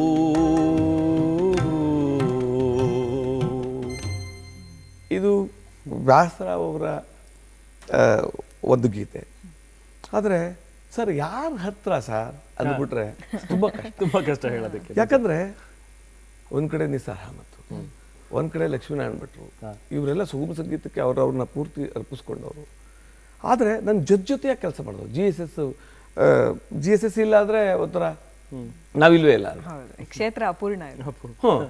ಆಯ್ತಾ. ಆ ಜಿ ಎಸ್ ಎಸ್ ಅವರ ಗೀತೆಗಳನ್ನು ಹಾಡುವಾಗ ನಮಗೆ ಎಲ್ಲೋ ಒಂದು ಕಡೆ ಜಿ ಎಸ್ ಎಸ್ ಅವರ ಜೊತೆ ಕಳೆದಿದ್ದಂಥದ್ದು, ಆ ಥರದ್ದು ಎಲ್ಲೋ ಒಂದು ಕಡೆ ನಮಗೆ ಕಾಡ್ಸೋಕ್ಕೆ ಶುರು ಆಗ್ಬಿಡುತ್ತೆ. ಇವಾಗ ಸುಗಮ ಸಂಗೀತ ಪರಿಷತ್ತಿನ ಹುಟ್ಟಿಗೆ ಜಿ ಎಸ್ ಎಸ್ಸೇ ಕಾರಣ. ಅಷ್ಟು ಒಂದು ಇದು ಅವರ ಒಂದು ಗೀತೆ ಯಾವತ್ತೂ ನೆನಪಿಗೆ ಬರುತ್ತೆ. ನಾವೆಲ್ಲ ಸೇರಿ ಅವರ ಅಂತಿಮ ಸಂಸ್ಕಾರದಲ್ಲಿ ಕೂಡ ಹಾಡದಂಥ ಗೀತೆ ಇದು.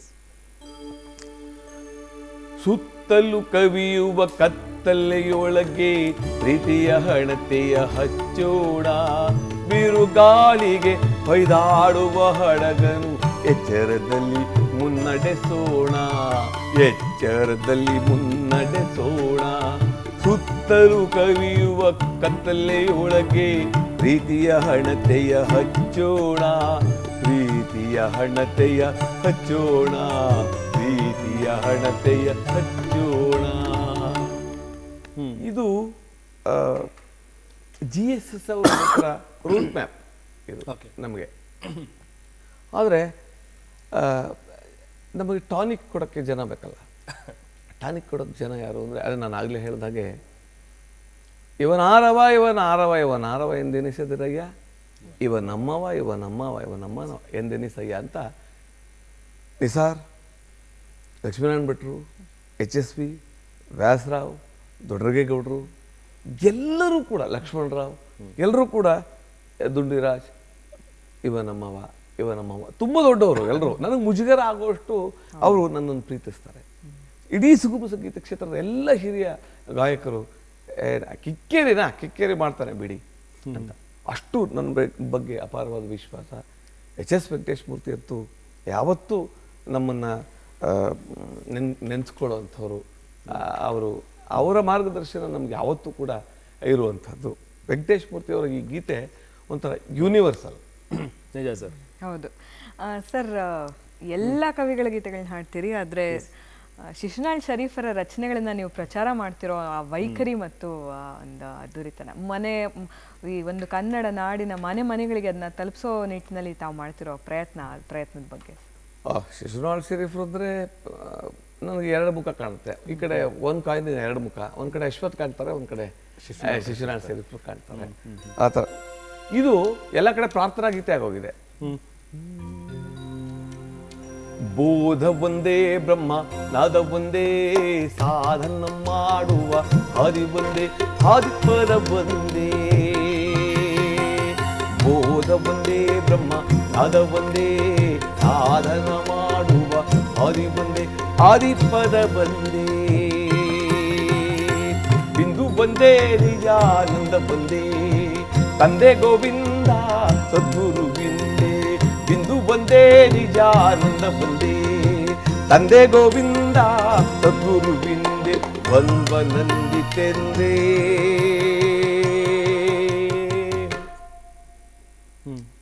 ಇದು ಬಹುತೇಕ ಶಾಲೆಗಳಲ್ಲಿ ಈಗ ನಮ್ಮ ನಾನು ಏನು ಸಾವಿರಾರು ಜನ ಹಾಡಿಸೋದು ಆ ಟ್ರೈನಿಂಗ್ ಆದಮೇಲೆ ಪ್ರಾರ್ಥನಾ ಗೀತೆ ಆಗಿದೆ. ಹಾಗೆ ತುಂಬಾ ಜನ ಹಾಡುವಂಥದ್ದು ಎಲೆಗಳು ನೂರಾರು ಭಾವದ ಗೆಳೆಗಳು ನೂರಾರು ಎಲೆಗಳ ಬಣ್ಣ ಒಂದೇ ಹಸಿರು ಜಾತಿ ಭಾಷೆ ಪಂಥ ಹಲವು ಅವುಗಳ ಹಿಂದೆ ಮಾತ್ರ ಒಂದೇ ಒಲವು. ಯಶಸ್ವಿ ಸೂರಿಯಲ್ಲಿ ತಂಪೆರೆಯಲ್ಲಿ ಸೂರಿಯಲ್ಲಿ ತಂಪೆರೆಯಲ್ಲಿ ಜೀವನ ಪ್ರೀತಿಯ ಮಳೆ ಹರಿಯಲಿ ಘೋರ್ಗರಿಯಲಿ ಬತ್ತಿದೆದೆಗಳಲ್ಲಿ ಹೊಳೆ ಕೊಚ್ಚಿ ಹೋಗಲಿ ಸ್ವಾರ್ಥ ದುರಾಸೆ ಸ್ವಚ್ಛವಾಗಲಿ ಇಡೆ ಕೊಚ್ಚಿ ಹೋಗಲಿ ಸ್ವಾರ್ಥ ದುರಾಸೆ ಸ್ವಚ್ಛವಾಗಲಿ ಇಡೆ ಸೂರಿಯಲ್ಲಿ ತಂಪೆರೆಯಲ್ಲಿ ಜೀವನ ಪ್ರೀತಿಯ ಮಳೆ. ಲಕ್ಷ್ಮಣರಾವ್ ಗೀತೆ. ಆಶ್ಚರ್ಯ ಅಂದರೆ ಅಶ್ವಥ್ ಅವರ ಕೊನೆ ಸಂಯೋಜನೆಯಾಗಿದೆ. ಓಕೆ ಓಕೆ ಸರ್, ಈಗ ನೀವು ಆ ಹಾಡು ಕಾರ್ಯಕ್ರಮಗಳನ್ನು ಕೊಡೋದ್ರ ಜೊತೆಗೆ ಅಭಿನಯದಲ್ಲೂ ಕೂಡ ಅಭಿರುಚಿಯನ್ನು ಇಟ್ಕೊಂಡಂಥವ್ರು. ನಾಟಕಗಳಲ್ಲಿ ಅಭಿನಯ ಆಗಿರ್ಬೋದು, ಧಾರಾವಾಹಿಗಳಲ್ಲಿ ಅಭಿನಯ, ಸ್ವರ ಸಂಯೋಜನೆ ಎಲ್ಲ ಅದರಲ್ಲೂ ಕೂಡ ಮಾಡ್ತಾ ಬಂದಿದ್ದೀರಿ ಕೆಲಸ ಕಾರ್ಯಗಳನ್ನು. ಸೊ ನಿಮ್ಮ ಮುಂದಿನ ಯೋಚನೆಗಳು, ಸೊ ಏನಾದರೂ ಒಂದು ಮನಸ್ಸಿನ ತುಡಿತ, ನಾನು ಇಂಥದ್ದನ್ನು ಮಾಡಬೇಕು ಅಂದ್ಕೊಂಡಿದ್ದೀನಿ ಅಥವಾ ಮಾಡ್ತಾ ಇದ್ದೀನಿ ಅನ್ನುವಂಥದ್ದು ನಮ್ಮ ಜೊತೆಗೆ ಹಂಚ್ಕೊಳ್ಳೋದಾದ್ರೆ? ನನ್ನ ಯೋಜನೆ ಅಂದರೆ ನಮ್ಮ ಯೋಜನೆ. ನನ್ನ ಯೋಜನೆ ಯಾವುದು ಅಂದರೆ ನಾನು ಮತ್ತು ಅಶ್ವಥ್. ಓಕೆ, ಅಶ್ವಥ್ ಒಳಗೆ ಇರ್ತಾರೆ, ನನ್ನ ಯೋಜನೆಗಳ ಹಿಂದೆ ಅವರು ಇರ್ತಾರೆ. ಒಂದು ಕನಸಿದೆ, ತುಂಬ ಜನಕ್ಕೆ ಹುಚ್ಚು ಅನ್ಸುತ್ತೆ. ನಾನು 3,000 ಜನ ಹಾಡಿಸ್ತೀನಿ ಅಂತ ಡಿಕ್ಲೇರ್ ಮಾಡಿದಾಗ ತುಂಬ ಜನ ಹಾಡ್ಕೊಂಡ್ರು, ನಕ್ಕು. 3,000 ಜನ ಹಾಡ್ಸೋಕ್ಕಾಗ್ತಿದ್ರಿ ಎಲ್ಲರೂ, ಸ್ಟೇಜೇ ಬಿದ್ದೋಗುತ್ತೆ ಅಂತ ನಕ್ಕೊಂಡ್ರು, ಆಡ್ಕೊಂಡ್ರು. ಆಮೇಲೆ ಕಾರ್ಯಕ್ರಮ ಆಗುವಾಗ ಮುಂದೆನೂ ಕೂತ್ಕೊಂಡಿದ್ರು, ಆಯ್ತಾ. ಆಮೇಲೆ ಏನಾದ್ರು ಕೆಟ್ಟೋಗುತ್ತೇನೋ ಅಂತ ಮಳೆ ತಟ್ಟಲ್ಲ ಅಂತ ಇದ್ರು. ಆಮೇಲೆ ಗೆದ್ದ ಮೇಲೆ ಅವರೇ ಬಂದು ಹಾರನ್ನು ಹಾಕೋರು, ಸನ್ಮಾನ ಮಾಡೋರು ಎಲ್ಲ ಆಯಿತು. ನನ್ನ ಕನಸು ಯಾವತ್ತಾರು ಒಂದು 78,000 ಜನಕ್ಕೆ ಇದುವರೆಗೂ ಟ್ರೈನಿಂಗ್ ಕೊಟ್ಟಿದ್ದೀವಿ. All over the world, not only Bangalore or Karnataka, all over the world. 78,000 ಜನಕ್ಕೆ ಟ್ರೈನಿಂಗ್ ಕೊಟ್ಟಿರೋಂಥ ನಾನು, ಸುಗಮ ಸಂಗೀತ ಪರಿಷತ್ತು, BK ಸುಮಿತ್ರಾ, ನಮ್ಮ ಎಲ್ಲ ಸುಗಮ ಸಂಗೀತ ಕಲಾವಿದರು ಯಾವತ್ತಾರು ಒಂದು ದಿವಸ ನಮ್ಮ ಪ್ಯಾಲೇಸ್ ಗ್ರೌಂಡಲ್ಲಿ ಇಡೀ ಪ್ರಪಂಚದ ಮೂಲೆ ಮೂಲೆಯಲ್ಲಿರುವಂತಹ ಆ ಗಾಯಕ ಗಾಯಕಿಯರನ್ನ, ಹವ್ಯಾಸಿ ಕಲಾವಿದರನ್ನ ಎಲ್ಲರನ್ನೂ ಕರೆಸಿ ಪ್ಯಾಲೇಸ್ ಗ್ರೌಂಡಲ್ಲಿ ಹೇಗೆ ಕನ್ನಡವೇ ಸತ್ಯ ಆಯಿತೋ ಅದೇ ಥರ 1,00,000 ಜನ ಏಕಕಾಲಕ್ಕೆ ಕನ್ನಡ ಗೀತೆಗಳನ್ನು ಹಾಡೋಕ್ಕೆ ಸಾಧ್ಯ ಆಗ್ಬಿಟ್ರೆ. ಜಯ ಭಾರತ ಜನನೀಯ ತನು ಜಾತೆ ಉಳುವ ಯೋಗಿಯ ನೋಡಲ್ಲಿ ಉಳುವ ಯೋಗಿಯ ನೋಡಲ್ಲಿ ಅಂತ 1,00,000 ಜನ ಏಕಕಾಲಕ್ಕೆ ಹಾಡೋಕ್ಕೆ ಸಾಧ್ಯ ಆಗ್ಬಿಟ್ರೆ ಬಹುಶಃ ಈ ಕನ್ನಡ ನಾಡಿನಲ್ಲಿ ನಾನು ಹುಟ್ಟಿದ್ದಕ್ಕೆ ನನ್ನ ಜನ್ಮ ಸಾರ್ಥಕ ಅನಿಸುತ್ತೆ. ಎಲ್ಲೋ ಒಂದು ಕಡೆ ನಮ್ಮ ಸರ್ಕಾರದ ಪ್ರತಿನಿಧಿಗಳು ಈ ಕಾರ್ಯಕ್ರಮ ನೋಡ್ತಾ ಇರ್ತಾರೆ ಅಂತ ಅನಿಸುತ್ತೆ. ಅವ್ರಿಗೂ ನಾನು ಕೈ ಮುಗಿದು ಪ್ರಾರ್ಥನೆ ಮಾಡ್ತೀನಿ, ಇದು ಕನಸಲ್ಲ, ಇದು ತಪಸ್ಸು. ಸರ್ಕಾರದ ಸಹಾಯ ಇದ್ದರೆ ಇದಕ್ಕೊಂದು ಅದ್ಭುತವಾದ ವೇದಿಕೆ ಸಿಕ್ಬಿಟ್ರೆ ಒಂದು ದಿವಸ ಯಾವತ್ತಾರು ದುಡ್ಡನ್ನೆಲ್ಲ ನಾನು ಕೇಳ್ತಾ ಇರೋದು, ಇನ್ಫ್ರಾಸ್ಟ್ರಕ್ಚರ್. ಅಲ್ಲಿ 1,00,000 ಜನ ಬಂದರೆ ಅಲ್ಲೆಲ್ಲ ನಿಂತ್ಕೊಳ್ಳೋಕ್ಕೆ ಜಾಗ ಮಾಡುವಂಥದ್ದು, ಏನು ಬಸ್ಗಳಲ್ಲಿ ನಿಂತ್ಕೊಳ್ಳೋಕ್ಕೆ ಜಾಗ ಅಂಥದ್ದು, ಸೌಂಡ್ ಸಿಸ್ಟಮ್ ಇರ್ಬೋದು, ಅವ್ರಿಗೆ ಊಟ ಕಾಫಿ ತಿಂಡಿ ಇರೋದು, ಈ ಥರದ್ದು ಏನಾದರೂ ಯಾವುದೋ ಸಮಾವೇಶ ಅದು ಇದು ಆಗ್ತಾನೆ ಇರುತ್ತೆ. ಕನ್ನಡಕ್ಕೋಸ್ಕರ ಕನ್ನಡ ಗೀತೆಗಳ 1,00,000 ಜನ ಹಾಡುವಂಥ ಒಂದು ಕಾರ್ಯಕ್ರಮಕ್ಕೆ ಸರ್ಕಾರ ನಾನಿದ್ದೀನಿ ಅಂತ ಏನಾದ್ರು ಅಂದುಬಿಟ್ರೆ ಅವರು ಈ ನಾಡಿನಲ್ಲಿ ಹುಟ್ಟಿದ್ದಕ್ಕೂ ಸಾರ್ಥಕ ಆಗುತ್ತೆ, ನಾವೀ ಸುಗಮ ಸಂಗೀತ ಕ್ಷೇತ್ರಕ್ಕೆ ಬಂದಿದ್ದಕ್ಕೂ ಸಾರ್ಥಕ ಆಗುತ್ತೆ. ಅಶ್ವತ್ಥನ ಶಿಷ್ಯ ಅಂತ ಹೆಮ್ಮೆಯಿಂದ ಹೇಳ್ಕೊಳ್ಳೋಕ್ಕೂ ನನಗೆ ಖುಷಿ ಆಗುತ್ತೆ. ಆ ಲಕ್ಷ ಕಂಠಗಳ ಗಾಯನ ಆದಷ್ಟು ಬೇಗ ಮೊಳಗಲಿ ಅಂತ ನಾವು ಕೂಡ ಪ್ರಾರ್ಥಿಸ್ತೀವಿ. ಸರ್, ಚುಟುಕಾಗಿ ಈ ಶುಭೋದಯ ಕರ್ನಾಟಕದ ಕಾರ್ಯಕ್ರಮದ ಬಗ್ಗೆ ಈ ಕ್ಷಣದಲ್ಲಿ ಏನಾದ್ರು ಹೇಳಬೇಕು ಅನ್ಸಿದ್ರೆ ಏನು ಸರ್? ಹೇಗೆ ಅನಿಸ್ತು ಸರ್? ಶುಭೋದಯ ಅಂದ್ಬಿಟ್ರೆ ಶುಭೋದಯವೇ. ಈ ಶುಭೋದಯ ಇದ್ಬಿಟ್ರೆ ಜೀವನ ಚೆನ್ನಾಗಿರುತ್ತೆ. ಯಾಕಂದ್ರೆ ಶುಭೋದಯ ಆಗ್ಬಿಟ್ರೆ ಅವನು ಮೊಟ್ಟ ಮೊದಲು ಪ್ರಾರಂಭದಿಂದ ಕೊನೆವರೆಗೂ ಶುಭವೇ, ಶುಭಂ ಶುಭಂ ಶುಭಂ ಅಂತ. ಅದಕ್ಕೆ ಈ ಸಿನಿಮಾ ಆಗುವಾಗ ಬರ್ತಾ ಇತ್ತು ನೋಡಿ, ಕೊನೆಯಲ್ಲಿ ಶುಭಂ ಅಂತ. ಶುಭೋದಯ ಮತ್ತು ಶುಭಂ, ಪ್ರಾರಂಭ ಮತ್ತು ಕೊನೆ ಎಲ್ಲವೂ ಶುಭವಾಗಿರಲಿ ಅನ್ನುವಂಥ ಸಂದೇಶವನ್ನು ಸಾರುವ ಈ ಶುಭೋದಯ ಇದೆಯಲ್ಲ, ಈ ಶುಭೋದಯದ ಮುಖಾಂತರ ಕೋಟಿ ಕೋಟಿ ಜನರನ್ನ ಏಕಕಾಲಕ್ಕೆ ನಾನು ಸಂಪರ್ಕ ಮಾಡಿ ನಮ್ಮ ಮುಂದಿನ ಸಮ್ಮೇಳನಕ್ಕೆ ಬರಲಿ ಅಂತ ಕರೆಯೋದಕ್ಕೆ ಅವಕಾಶ ಆಯ್ತಲ್ಲ, ಶುಭೋದಯಕ್ಕೆ ನನ್ನ ಹೃದಯಪೂರ್ವಕ ನಮಸ್ಕಾರಗಳನ್ನು, ಧನ್ಯವಾದಗಳನ್ನು ಸಮರ್ಪಣೆ ಮಾಡೋಕ್ಕೆ ಇಷ್ಟಪಡ್ತೀನಿ. ಶುಭೋದಯ, ಶುಭೋದಯ. ಖಂಡಿತ ಅದ್ಭುತವಾದ ಗೀತೆಗಳೊಂದಿಗೆ ಈ ಒಂದು ದಿನವನ್ನ ನಮಗೆ ಪ್ರಾರಂಭಿಸಿಕೊಟ್ಟಿದ್ದೀರಿ. ತಮ್ಮೊಂದಿಗೆ ಸಾಥ್ ನೀಡಿದಂತ ಕೀಬೋರ್ಡ್ ನಲ್ಲಿ ಅಭಿಷೇಕ್ ಅವರು ಮತ್ತು ತಬ್ಲಾದಲ್ಲಿ ಪ್ರಶಾಂತ್ ಅವರು, ಅವ್ರಿಗೂ ಕೂಡ ನಮ್ಮ ಇಡೀ ತಂಡ ಆಭಾರಿಯಾಗಿದೆ. ಈ ಒಂದು ಪೀಠವನ್ನ ಅಲಂಕರಿಸಿದ ಎಷ್ಟೋ ಸಾಧಕರು ನಮ್ಮ ವೀಕ್ಷಕರಿಗೆ ಸ್ಫೂರ್ತಿ ನೀಡೋದಾದ್ರೆ ಅದು ಈ ಒಂದು ಕಾರ್ಯಕ್ರಮದ ನಿಜ ಅರ್ಥದಲ್ಲಿ ಅದು ಯಶಸ್ಸು ಅಂತ ನಾವು ಭಾವಿಸ್ತೀವಿ. ತುಂಬಾ ಖುಷಿ ಆಯ್ತು. ಯಾಕಂದ್ರೆ ಸಾಮಾನ್ಯವಾಗಿ ನಿರೂಪಕರಿಗೆ ನಮಗ್ ಮಾತಾಡೋಕೆ ಅವಕಾಶ ಕೊಡೋದೇ ಕಮ್ಮಿ, ಆದ್ರೆ ಇವತ್ತು ನೀವು ಕಮ್ಮಿ ಮಾತಾಡಿ ನನಗೆ ಜಾಸ್ತಿ ಇದ್ದಾಗ ನಿಮ್ಮ ಹತ್ರ ಕೇಳೋದು, ನಿಮ್ಮ ಹಾಡುಗಳನ್ನು ಕೇಳೋದೇ ನಮ್ಮ ಒಂದು ಸುದೈವ. Thank you so much sir. ನೀವು ನಮ್ಮ ಕಾರ್ಯಕ್ರಮ ಚಂದನ ವಾಹಿನಿಗೆ ಶುಭೋದಯಕ್ಕೆ ಮತ್ತೊಮ್ಮೆ ಧನ್ಯವಾದಗಳು. ಧನ್ಯವಾದಗಳು sir. Thank you so much. ಇದು ಇವತ್ತಿನ ಶುಭೋದಯ ಕರ್ನಾಟಕ ಕಾರ್ಯಕ್ರಮ. ನಾಳೆ ಮತ್ತೊಬ್ಬ ಅತಿಥಿಯೊಂದಿಗೆ ಮತ್ತೆ ನಿಮ್ಮನ್ನ ಭೇಟಿ ಮಾಡ್ತೀವಿ. ಅಲ್ಲಿವರೆಗೂ ನಮಸ್ಕಾರ.